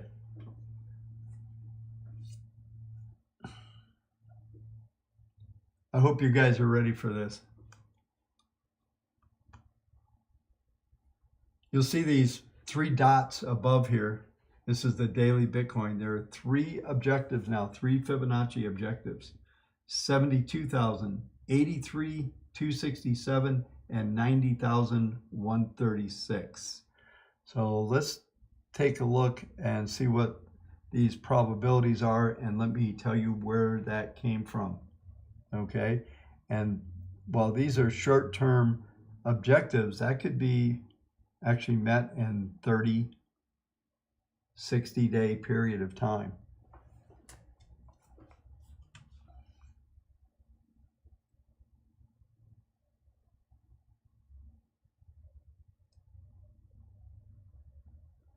Yeah, I did do that.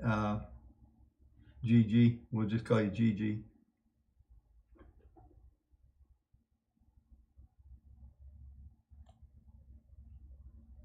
So let's take a look at the full screen here and look at the PPMs, and you'll see the acceleration that's happening across the board. And I think this is significant in that we still need it. The patterns that are emerging are significant, but we still need to close back above this all-time high. What is this? Is this the right number? Yeah, 58,346. We're 56,678. The high today, 57,395. Everybody in the world's looking at that number. We know these different exchanges have slightly different numbers, but that everybody knows these numbers, right?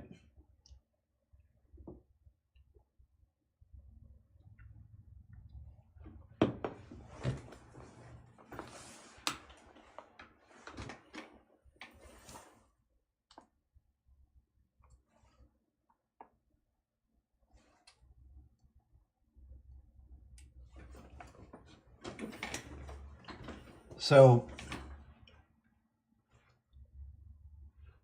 the question, will there be a stampede come in after it prints a new high? We are very close to today. Let me bring this up so you can see it on screen. 56,834 is a RTX. So if we closed above that, we'd get that sideways. You may recall, I know a couple of weeks ago I pointed this out. This was on the 8th. Got an RTX sell, we went sideways. What the RTX sell means, again, is that you're going to get about 2, maximum 3 days sideways, then it usually resumes its trend. And this is what happened here. This was the RXT sell here, 2 days, and then we started moving back up into trend. Here's another RXT sell on the 19th, and then we got that decent little decline off of that.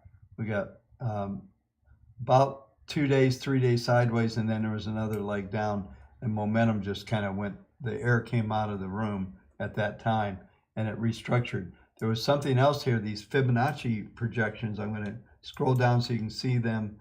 Let me zoom in on this so you can see this a little better. I think I can get you so you can see them. Yeah, here we go. The low targets on this was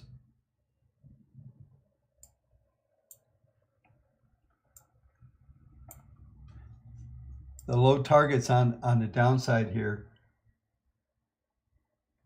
was for a move down to 40. Let me see if I can get the high lows for the day on the screen at the same time.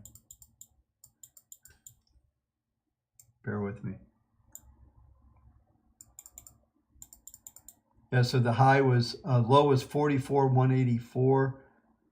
We had a low target one was right at the 45,614, so we traded just below that. I don't think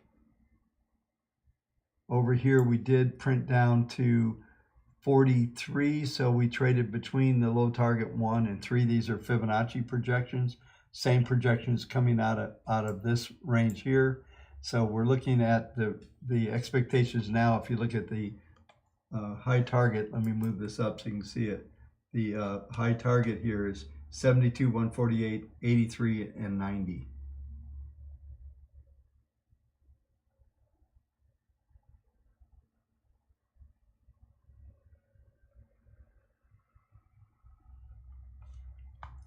Okay, so yeah, we're just poking above the RTX number. Let me go full screen here. Yeah, so we're trying to print just above the 56,834. Let me get the right place, get the right number. Here we are, 56,834, high 57,395. So we're trading right now above that RXT number. So if we close, and these charts that I'm using close at midnight Eastern time. So at midnight Eastern time, if we're above that level, 56,834, we're probably going to get a couple days sideways. With this type of momentum we're seeing on PPM 1 and 2, we're likely to see possibly some follow through. So if you're on our service, I do put Bitcoin daily market grids out on the service every day. So that's one way to get that for sure.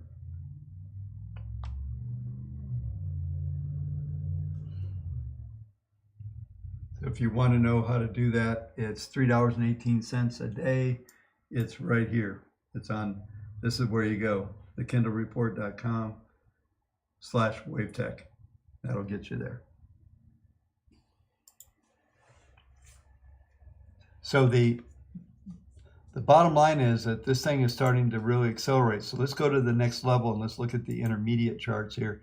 Now you'll see something that's interesting. We did get an RXT sell weekly. I remember talking about that. And we got 2 weeks sideways to down, and now we're resuming the trend again. And if we look at the weekly grid, all of this is on the service, by the way. Daily, weekly, monthly grid is all there.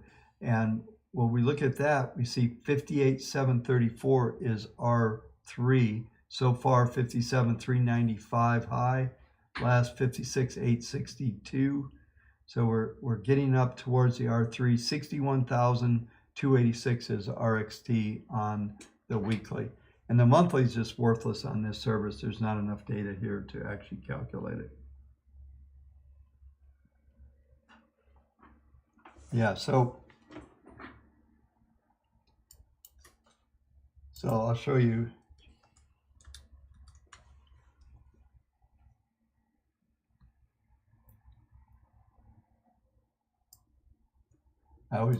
My dyslexia always kicks in.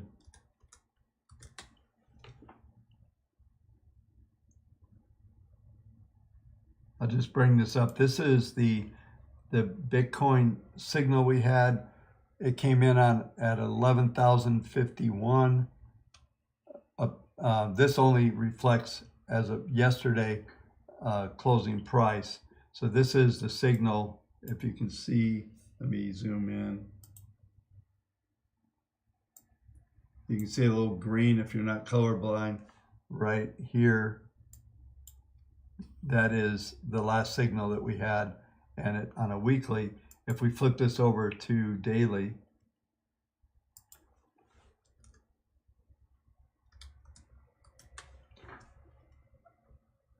we'll look at both models here on daily just to see how that did.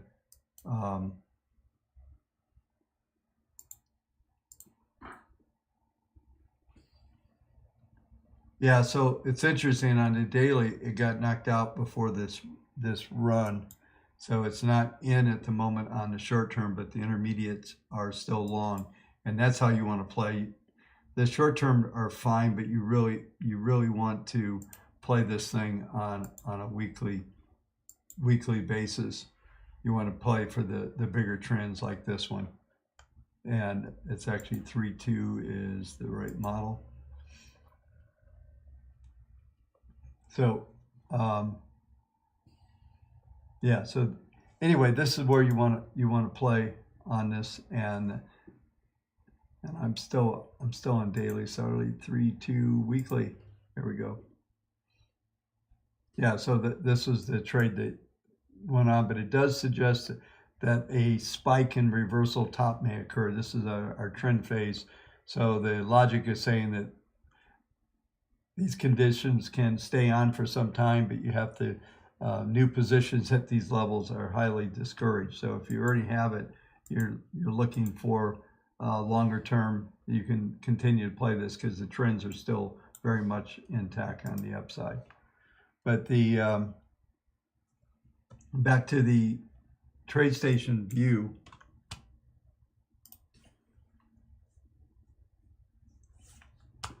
We can see exactly what's likely to set up here. So let's talk about since this is weekly and the way that this volatility, it's interesting that the weekly momentum is still very solid, but it appears to me we still have some work to go before we're going to see the big move to the upside. So we're getting really long in the tooth here. So I want to do some individual stocks. I see some folks asking about some stuff. There's one last, man, there's so much I want to cover. I could go for 5 hours today. Now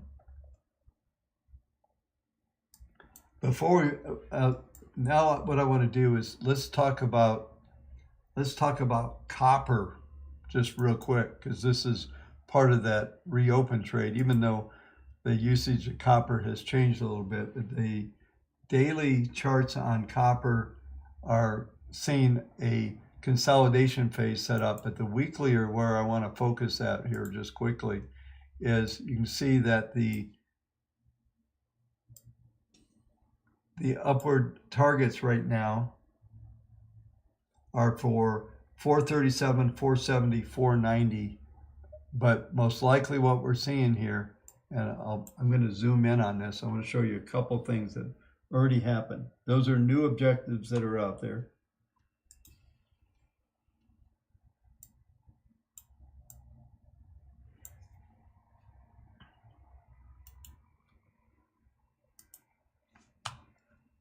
So these lines right here, grab the wrong tool. Let me try this again.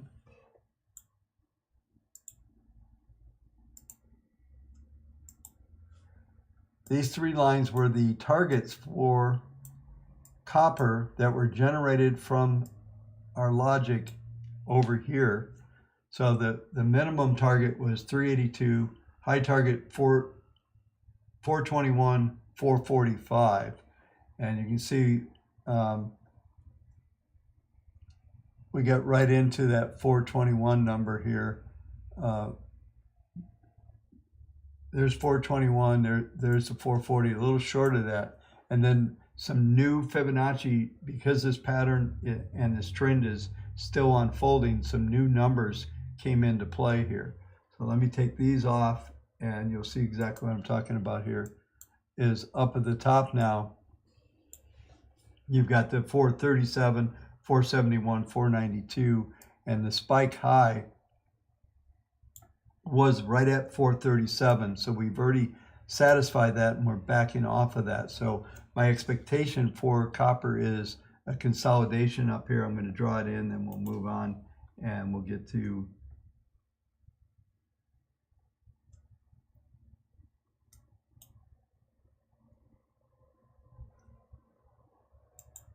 okay. This is another one of those formations that are going to happen. And the question will be at some phase here is, will this thing actually break out to the upside? Is there more? Will we hit these upward prices, 47, 49? I suspect, what is that? Yeah, 4.9, not 49. But if we hit those, that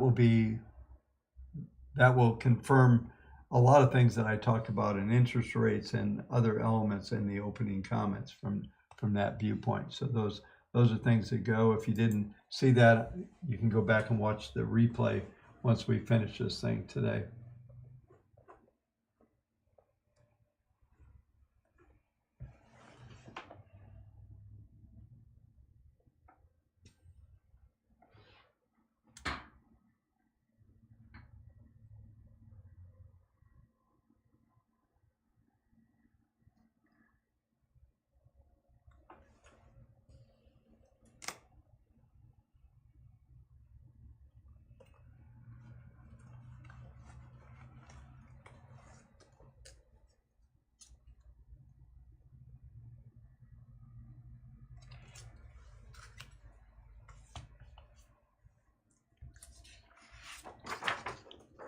Just preparing for, so let's do this, folks.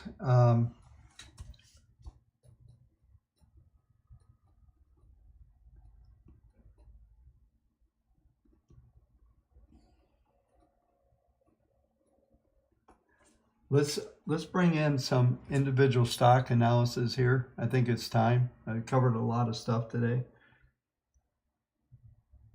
And, oh yeah, so let's do Ether real quick before I do that. I think that's valid before I move on from the coins.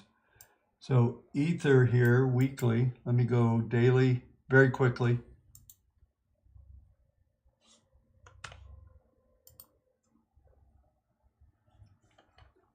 Ether has a much different scenario out there. We're seeing momentum really kind of stall right here on Ether. It was definitely very strong over the last month. This is the daily, but the weekly is probably more revealing than anything here. This is a giant volatility pattern that's going to set up out of here. So Ether's probably played out. There's probably some more upside. We'll see how the update comes in on Sunday night. I don't believe this is in the market grid releases every day. Probably should add that.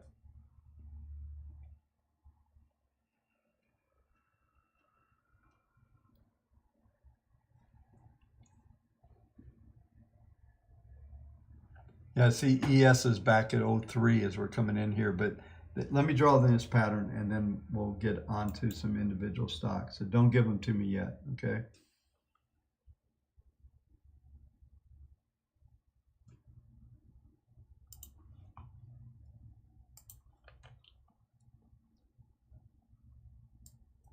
So most likely this will start to collapse. This grid will start to collapse. We probably get this giant dragon head. These are weekly bars. So we're looking at 4-6 weeks, and ultimately you should see a resumption of the upside as long as we hang in some of these numbers. Now that the 10 period moving average is going to be significant here. I'm going to have to clear this out to show you, but just real quick, the 10-week moving average at 15.29, jumping basically $100 a week. It's going to be 16.29, 17.20.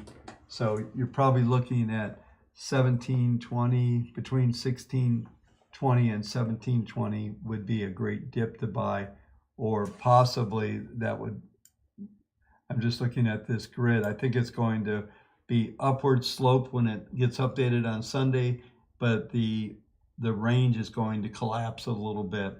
So it will be slightly up. So I would say we're probably looking at maybe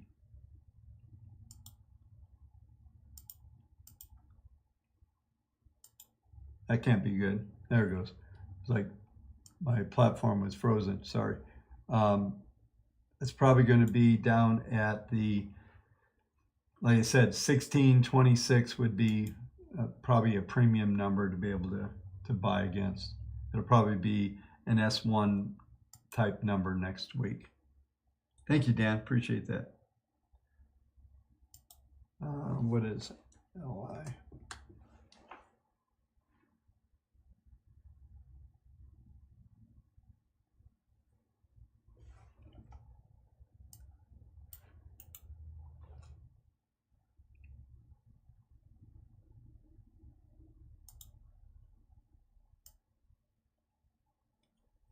Yeah, I think this falls in a lot of these stocks that are still in trouble. This is LI. Not sure what they do.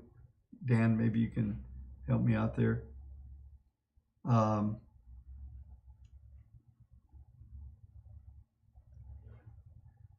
Yeah, I think Mr. Tater, I think I saw Jay telling you we'll put that in the system. Just make sure you send an email on that, okay?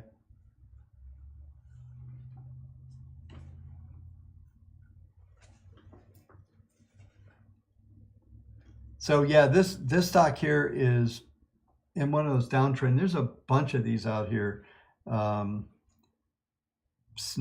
PTLR, there's a bunch of these stocks that were really hyped up, and there's not a lot of data on this stock. I was just looking at the weekly.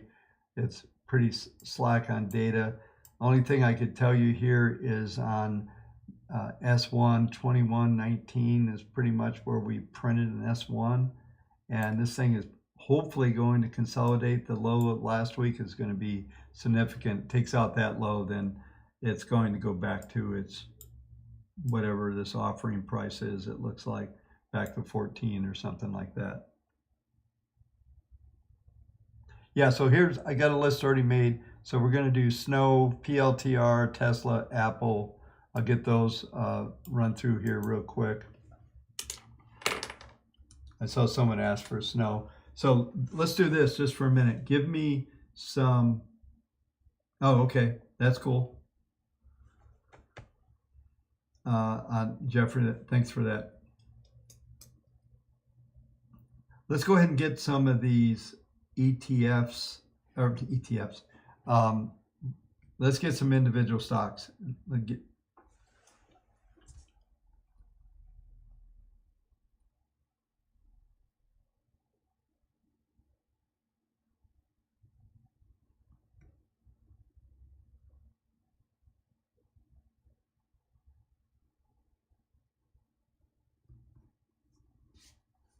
We got to do GME, right?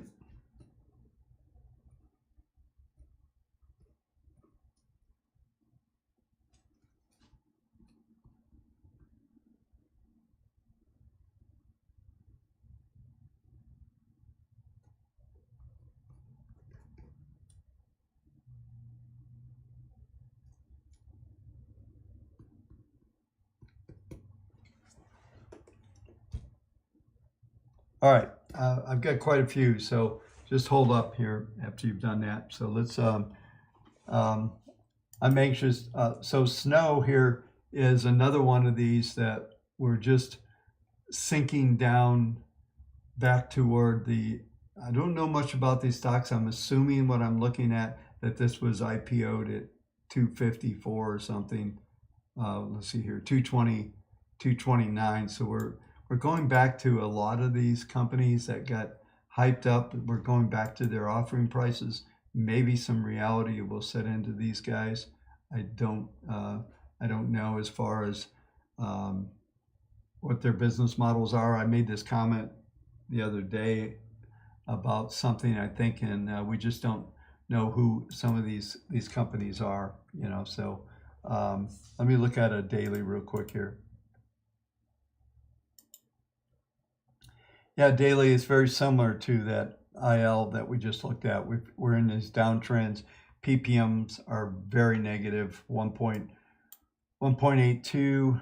Major resistance at, let me get this on screen so you can see it. Hang on, I got to shorten this a little bit.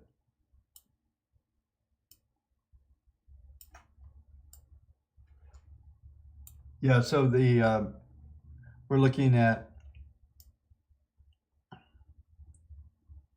probably major support at 210 to 203, but the resistance 247, that 10 period moving average dropping 3 a day, so it's going to be 244, 243. You get it. There's going to be a lot of resistance. Now this may set up a pattern low here, but it's really not showing any signs yet. There's a few more days before you'd be able to determine that. We could trade back to 247 and then back in the range as long as we hold this day here in this pattern, which is the 212.29 low. Then we got a shot at maybe setting up a bottom off of that low.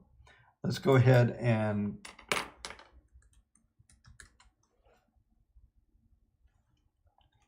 PLTR is kind of floating around here. We did get a spike the other day down to 2018 and big reversal. I've been talking about this for a while. Some comments on Twitter that if it got under 2250, close under 2250 would be bad. We would head back to that same thing, back to 12 bucks or so. So we're continuing to hold here. PPM1 is trying to turn, but there's still a lot of pressure. PPM2 is still suggesting there's major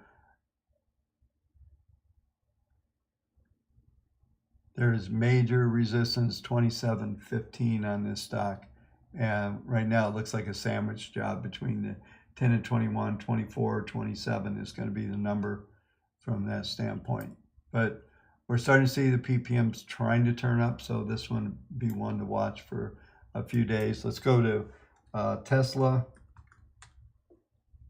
Yeah, look at this. ES is back at 3,900 again.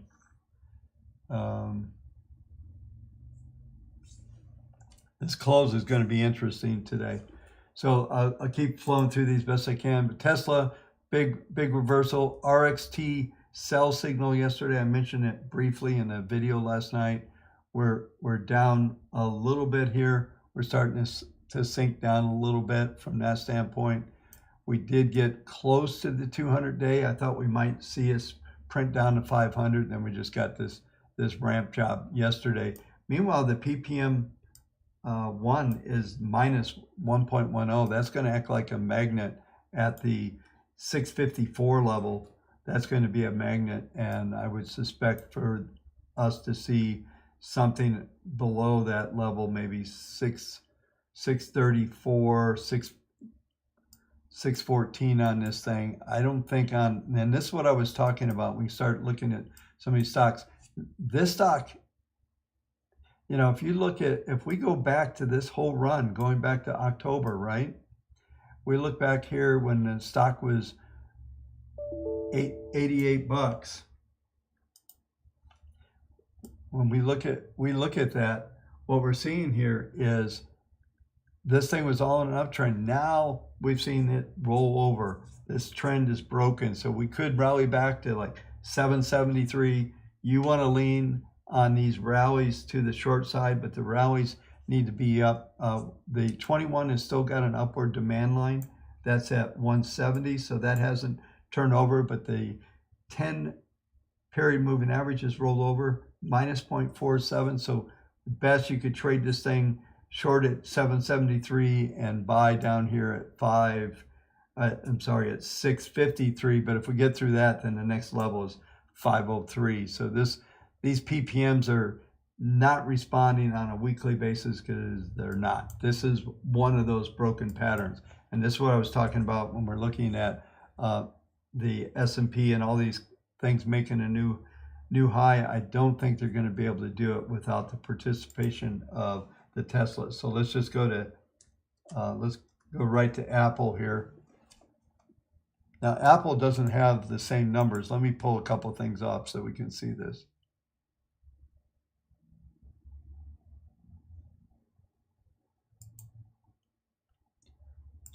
Let me get rid of this Fibonacci. So a couple things here. I'm going to zoom in on Apple real quick.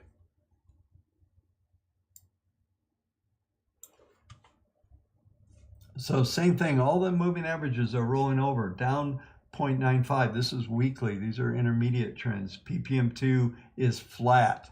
PPM3 is the only thing that saved this thing, which was the low this week, which was at 116.21. The 116.15 was the 40 period moving average, and it had a 0.81 value on the PPM3, which tells us that that is only a 20% probability for it to go below that level.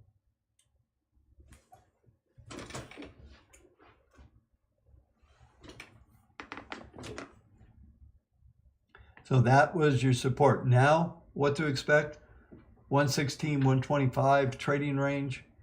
You might be able to do some verticals on this thing, take the money on some options. PPMs are all negative below their first and second derivatives, but PPM3 is the only positive one, and that's why we held right at that 116 level. That was the magic mark right there. Okay.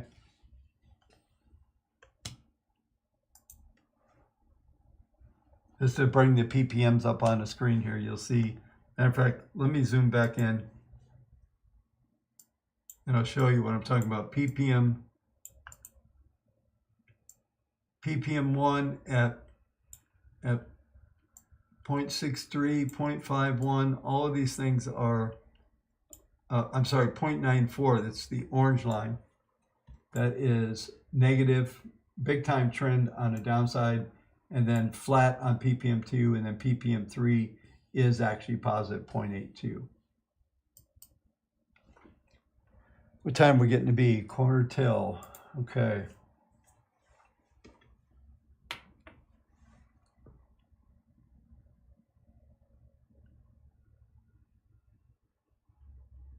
Yeah, let's go to GME next. I'm dying to look at that thing. So let's go over to the daily, because I think that's about where we're going to see this. It's interesting because we got, I think we got a buy at 120 on this thing again. The high 348, so this is getting a little crazy.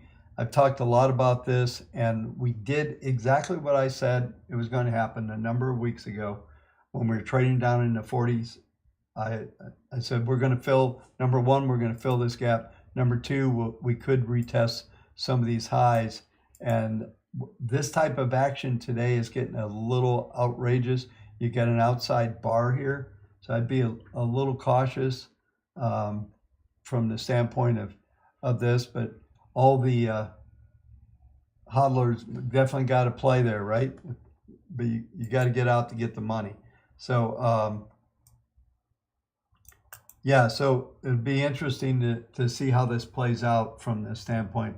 We're actually giving back a lot of that early rally up to 348. So, you know, I said this before, when you're doing these kind of trades, you really have to be able to, you know, if you got these things, when you see these big spike values, you almost have to grab them and run, try to reposition. you know, that could have happened at one, you know, at 150, 200, 250. There's a, you know, there's no right way to trade some of these stocks, especially this one. Obviously, if you, there's one thing I will show you. I'll take you over to our let's put GME here on WaveTech, just so you can see this thing. It is right here.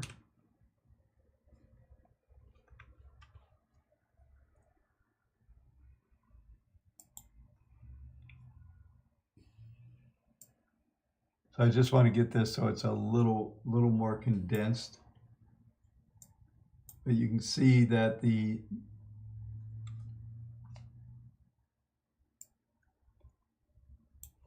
it's interesting. I might have beat Michael Burberry on this one. On 615, paid $4.50. I think if you go to 3-2 weekly, it's 4.25. Let me go full screen so you can see this up at the top. Let me zoom on this thing.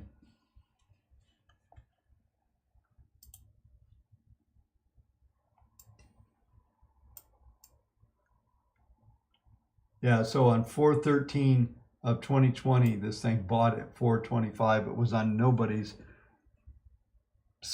radar screen except for the Roaring Kitty.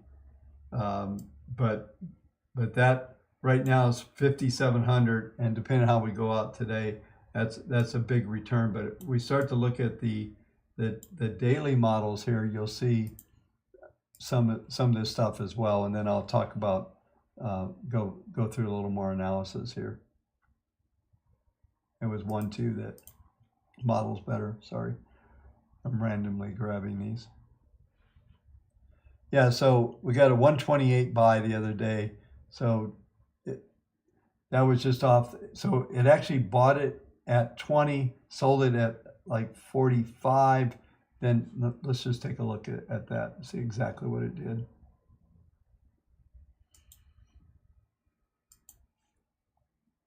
We can see the exact trades here. So over on the right-hand side on the bottom here, so it bought it at 2017, sold it at 54, and then bought it at 128 as in this trade. But pretty crazy volatility. I was curious how all this was going to play out. But you can see here on this chart, like going back to TradeStation here, you can see this. A day like today is a cautionary day. So the 10-period moving average is not in play. 155 going 20 a day. You know, you're looking at on today's action, we're at 268, up 9% on the day. After being up at 348, that doesn't feel very good. But it'll be interesting. RXT sell, so if you're trading this, would be 290.28 or better on the close today. Would be a RXT sell signal, 1 to 2 days sideways on that. Okay, so let's go back, and I've still got a list here.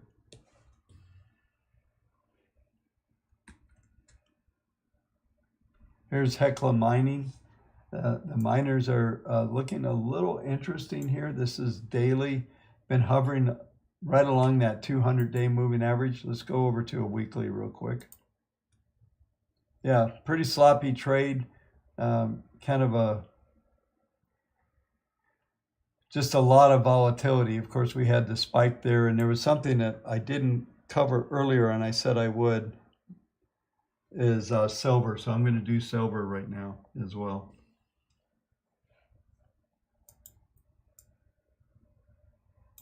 But this pattern here is pretty tough to read.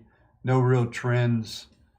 Slight uptrend in the intermediate and longer term, but for the most part, this is a tough read. So let's go over, and I promised this an hour ago. This is the weekly silver. I've been talking about this for a while. That spike that we put in that day at 30.40 was going to be the high for a while, and we're still seeing this thing really not turning up, but it's got a much better pattern than gold does for sure. but it still looks like a lot of consolidation going to be in play here. There's a slight uptrend, 0.31 and ppm1, ppm2, 0.85. So your support lines are 25.50 and 24.60 are support lines you can buy against there, and you shouldn't go below that 24.59 level. We printed almost down to it last week. That number last week was 24.38, got a low of 24.84.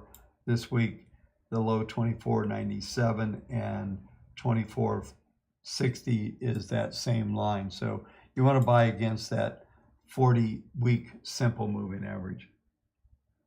Yeah, sorry, man. I totally meant to do that after gold.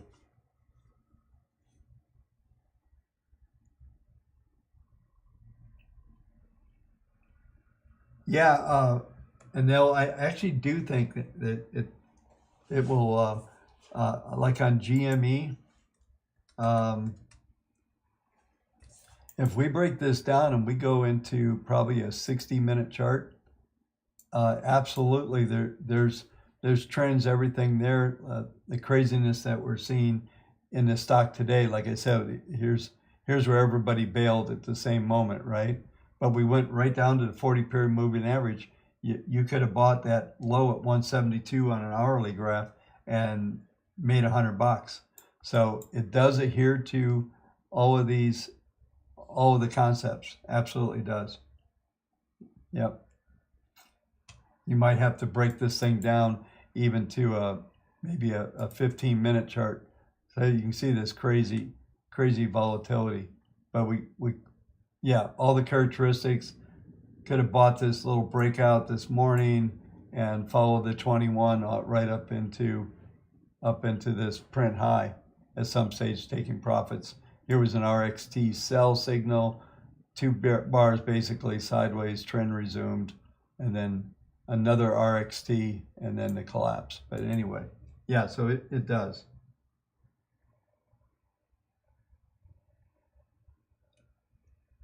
Yeah, no, I get it. So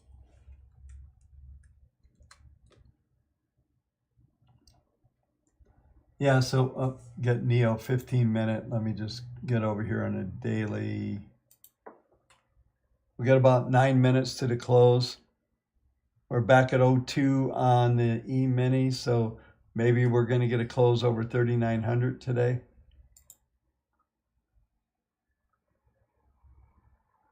So Neo is same thing. It's got that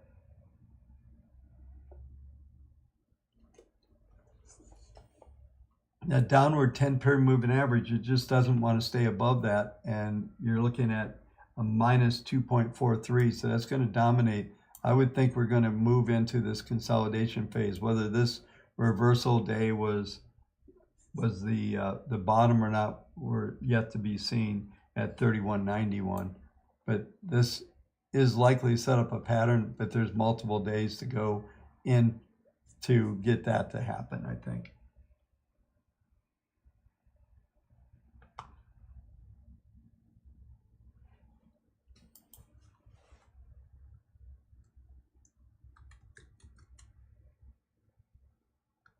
Yeah, here's a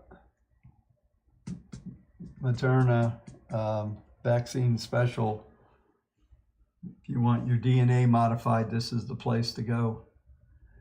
10-period moving average down. I guess they changed the value from 96 to 130 by getting all the government money, but they don't have any more tricks, it doesn't appear at the moment.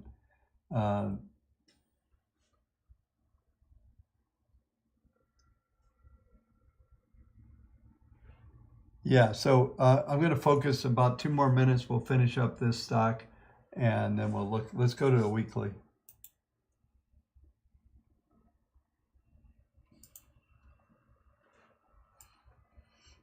So weekly still got that demand line. 128 is the magic line there. So we're trading very close to it.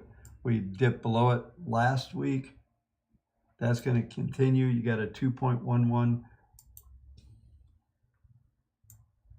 ppm 2, 1.72 ppm 1, and ppm 3 1. So you have some higher prices. Maybe we can stay between 128 and 149, but this thing is starting the process of potentially of rolling over or just going into a giant consolidation phase. Like I said, this back here was them getting all the money from the government, so they changed it, I guess, maybe from 23 to 132. So that's the value of the billions of dollars on the vaccine that they got.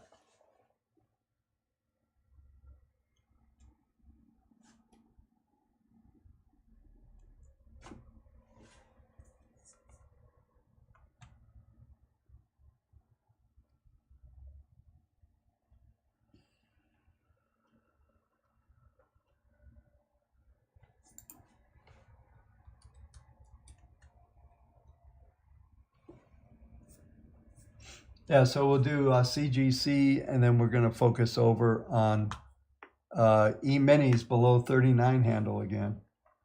So we'll take a look at this. This was the, there was an announcement of some sort, I remember, on the cannabis stuff. We got up, but we still have decent uptrends, 2.32, 2.11, 1.67. So the same thing. We're probably sandwiched between 28.50, 34.25 here for at least another week. I would suspect you get a retracement back to potentially 42.45 on this stock. That would be my expectation for this one. Maybe get back toward minimum of 37, 38, but I think you could see back in 42, 45, and if nothing else, just a big retracement of this. And with these ppm still up as much as they are, there's going to be a tendency for this thing to come back in there. All right, so let's here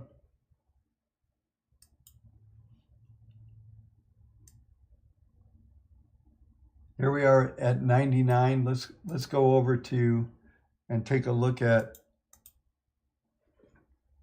the futures as we come into the close.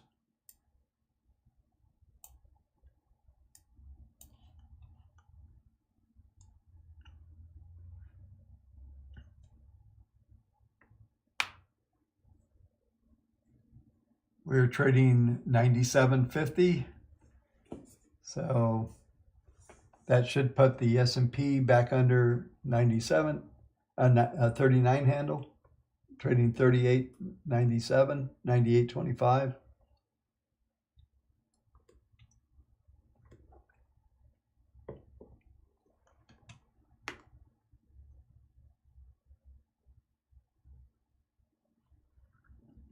Yeah, I'll do a couple stocks after the close here. Let's focus in. There's like 3 minutes to go, and I'll do Amazon, maybe Baba. They're pretty much the same. We'll call it quits. It's in and out Wednesday.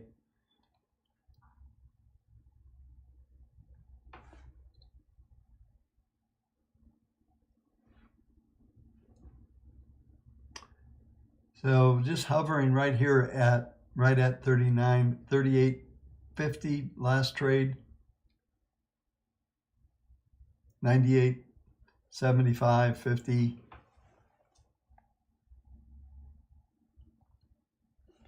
Be interesting to see if there's any conviction here on the close.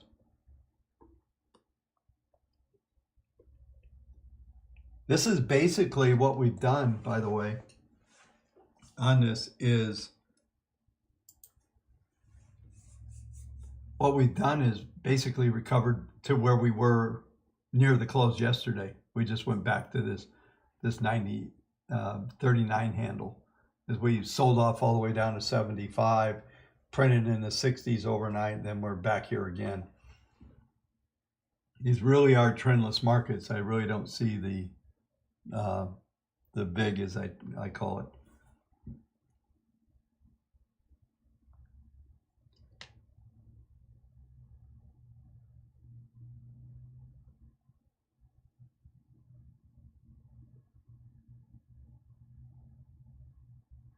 Yeah, if we can print through 8 even, 38.98 even, that would probably set the tone for a bit of selling to come into the close.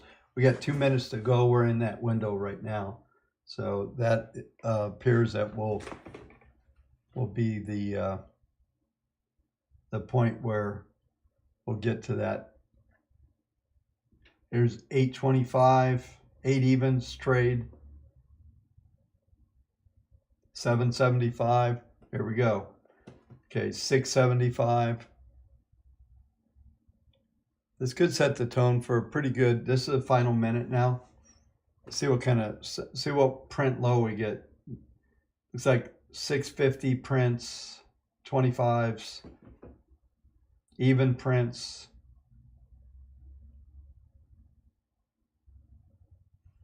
And we'll watch about a minute of the trade afterwards.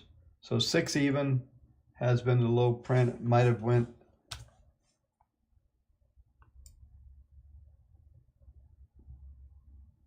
575 low print there.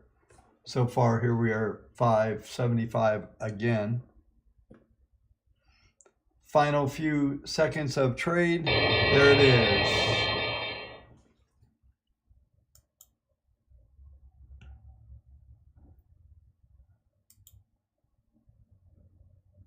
Nothing great there, but guess what? SPX did not close over 3,900 again. PPMs did not. Let me get to this on the chart here. Let me go off screen. We'll do a couple stocks and we'll sign out. We'll chat for a few minutes.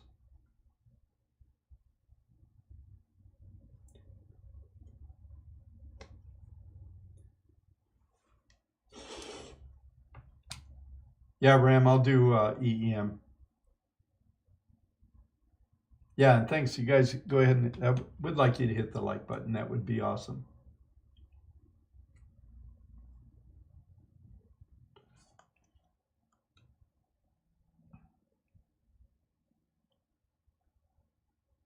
Yeah, so we live in a world of different markets, huh? NASDAQ futures down 0.22. We've got E-minis are trying to come back. They're 99 now after printing, what, 95.75, so a little short covering. They're back at 9 even. Let me go back over there real quick. You'll see that. So they printed back to 9 even there. Here's 901. So a little bit of covering in that 2-minute period I tell you to watch for. So a bit of short covering coming in here off of that sell-off. So no real conviction as far as I can see there.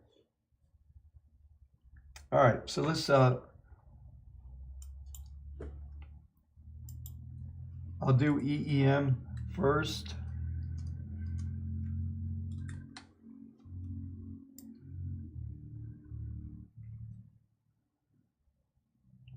Yeah, so EEM weekly came right down to 21-week moving average 0.71. Yeah, I think, Ram, if you put that in and WaveTech, you should hold, it's still holding this long weekly position that it has on. PPMs are starting to fade a little bit, but they're still positive. So that's not, I don't see a lot of concern, but it's probably going to remain sandwiched in this grid here between the 21 and the 10, which is going to be right now, put that on screen, is 51 to 55, 52 to 55 range. That should stabilize in there and then probably set up. The scary part is if it doesn't make a new high in the next run, it could get into a lot of trouble.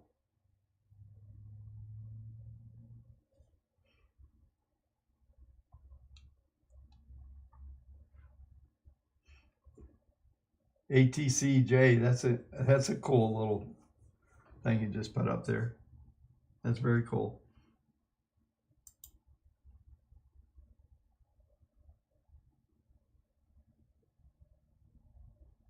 Shooter, dude, go away, would you?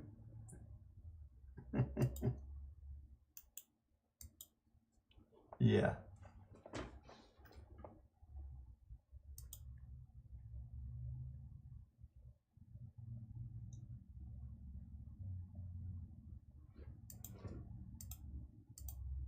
See, everything I do, Shooter, is based on the models. So that's what drives me.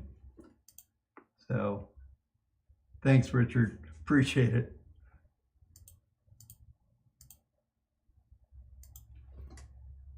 Why do you even hang out, Shooter? Go somewhere else. I know who Shooter is. Shooter's my ex-wife. I knew it. I just figured out who Shooter is. Screw you, honey.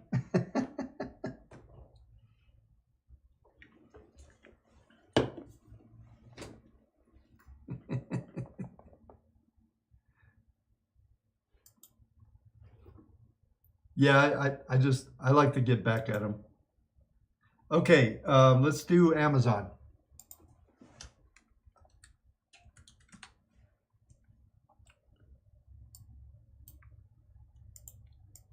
So Amazon is coming into a very interesting reflection point.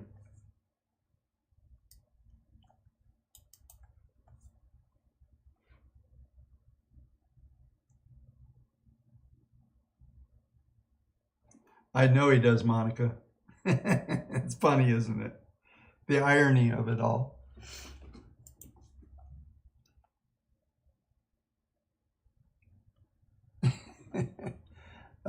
Anyway, yeah. So here's the thing with Amazon. So this is weekly. The pivot point is going to be where all these moving averages are. Let me put those on screen so you can see them a little better. It's going to be a big pivot. They're a big cluster. You know, I always talk about these cluster numbers: 3124, 3181, 3176. You're going to have to get back above there. PPMs are all negative. They're really, I don't see this thing drifting a lot further. It's probably hitting its value, but it's going to have to get back above that to even set the tone. And this goes to what I've been talking about on today's show, is that it's going to be tough to get this market to rally. It's interesting. ES is at 3902 now on. So it's rallied back to 02 after the rally there. So anyway, but yeah, so Amazon is going to have we're going to need Amazon. We're going to need the FANGs. Let's just look at a couple. Let's look at Facebook. Yeah, same thing. All of these are just out of play right now. They're in this massive consolidation. We go all the way back to August of last year. These stocks haven't done anything. Let me go back to Amazon. Yeah, all of these go back to, you know, July, August last year, and they've just been dead in the water. Yeah, we'll get all this this stuff stamped in for the replay.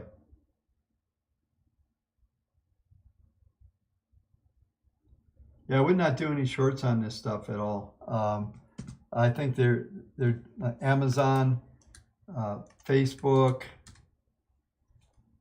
consolidation, Google actually has done a bit better than those. It actually was able to make a new high. You've got a pretty good uptrend underneath Google here, even though it's down just a little bit today, but these weekly all look pretty good here.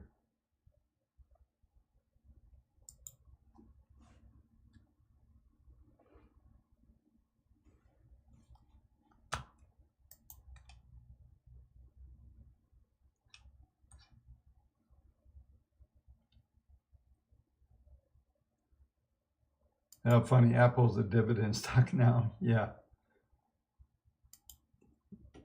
So let's I'll come back on screen here. Thanks everybody for coming today. I just want to talk about just a couple things, and we still have like 450 of you hanging out, a bunch of you that I know. So I have a question for you. I'm considering doing something that maybe will be interesting, and trying to figure out if it's possible that we can all congregate. I'm considering doing a retreat for 50 people doing maybe 3 months of them, where you come out. So my question is, would you be willing to travel, come out to something like this? It would be basically a 2 or 3 day almost master class. I'm working on getting it so at least you can get the PPMs and stuff on TradeStation. I'm trying to get that finished up finally, and at least you could have that stuff. Let me know. You can email us to info@Kendall Report, and let me know if you have some interest in that. I think it would. I just think there's so much really solid work we could do. That's just not talking about markets, but how to trade, how to manage, how to do all the stuff that we do, because that's what we really do. And but yeah, so yeah. But let me know. We're going to start talking about that stuff. I'm putting a feeler out there. I think it would be really cool. I'm trying to figure out if there's a vaccine that I'm willing to take. Haven't figured that out. I think maybe Johnson & Johnson. I've got a buddy who's knows a lot of that stuff. He absolutely said the Moderna one is a really bad one. These RNA, they really are kind of scary because they don't know what they're actually doing. It's kind of scary. So anyway, but yeah, so yeah, so that's true. We could actually go to Texas, couldn't we? Yeah, that's a cool idea. We can only do 50 here. Maybe that's a cool idea. We're pretty much open here in Arizona as well, so we don't have quite the restrictions as well, but I think they still have some kind of 50 number, but it'd be interesting. That would be a very interesting thing to do. Anyway, yeah, think about it. Give us some feedback. Best thing to do is, so at least we can track it, is maybe to put feedback on this, through email, info@Kendall Report. And you should go to kendallreport.com, actually. Let me show you that, because I think that would be something else. If you haven't already signed up there, you'll see that we've got, let me put it over on the screen here. What you'll see here is you can sign up for exclusive access. So we start to do this stuff, you can find out about it. We don't spam you. In fact, there's things that we should be, we're trying to get our act together too. So there is some regular content weekly comes out, but we don't spam you. We don't advertise. We don't do anything there. Okay. So, but we do want to have this community built up. There's quite a few people on this list that we could actually talk to you about and do that. Yeah. So I don't want to talk a lot about the vaccines. YouTube hates that. So, we'll leave that alone. But those are, yeah, I'm also considering I did a Saturday morning Zoom meeting, and I thought that was actually kind of fun. Well, we've got a limitation right now for 100 people, but I might look at doing one of the little mini conferences as well. And there may be, a very small fee to come to that. But let me know, because I really want to be able to do more. These live streams give me an opportunity to actually go into more depth and stuff. And I think in the future, I try to cover a lot of markets. I think I'm just going to do one theme. We'll do some individual stocks and we'll call it quits, where I just focus literally for a couple hours in in-depth analysis on maybe a market or two. I try to cover so much in these things, it gets kind of crazy. Yeah, I like the comments I'm seeing here.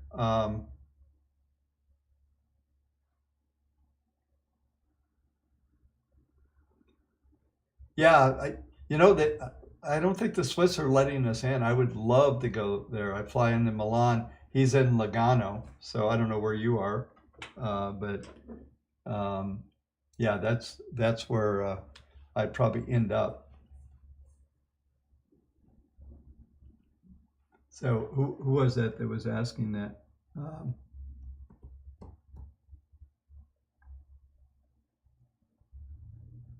Yeah, I know. These things are really kind of scary, the whole vaccine thing.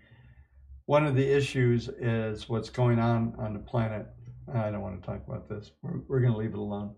But anyway, thank you so much, everybody. I mean, I don't know. We probably had about 600-700 today live at some stage. So thank you so much for hanging out with me. I really enjoy these things a lot. It gives me opportunity to explore a lot of things that I don't get to do on my daily videos, and they're even fun with the trolls. So it's always good to have them around.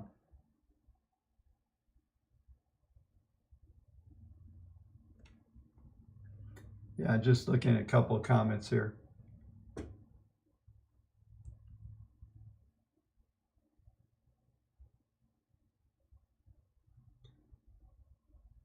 Yeah, Professor Paula, come to Paris.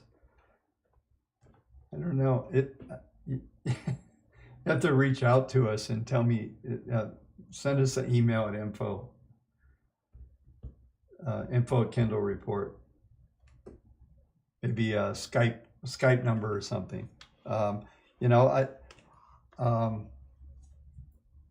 So anyway, folks, thanks again. I'm just caught in a loop here. Just want to tell you thanks again, and we really appreciate everything that you folks in participating. Like I said, we got probably about 30, maybe 35 to 40% of all of our subscribers actually watch on a regular basis. So if you haven't subscribed, click the bell, the routine, so you'll know when we do impromptu videos. But I do this live stream every week. Most of you know that.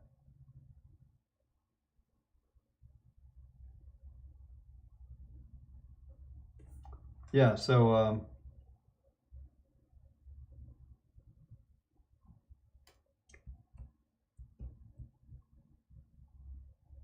yeah, I think Zoom meeting would be good. I'm going to look into some things. I'm also looking into putting a private channel together that's off of YouTube for content, so that we can really have some open conversations. And that's another reason to make sure that you go here and send us an email and go from there. And the other thing that you should always make sure you do is go here and sign up for the software, get into our training, start to get to really know what we really do. And guys like Shooter should be the first guy to sign up, so he can actually find out who we really are. And and that probably being a troll isn't that good of a job. So anyway,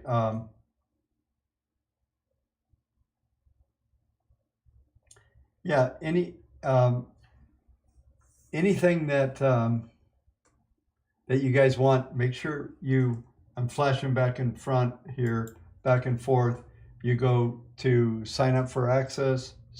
All we do is get an email, name, email, that's it. We don't spam you, we don't do that stuff.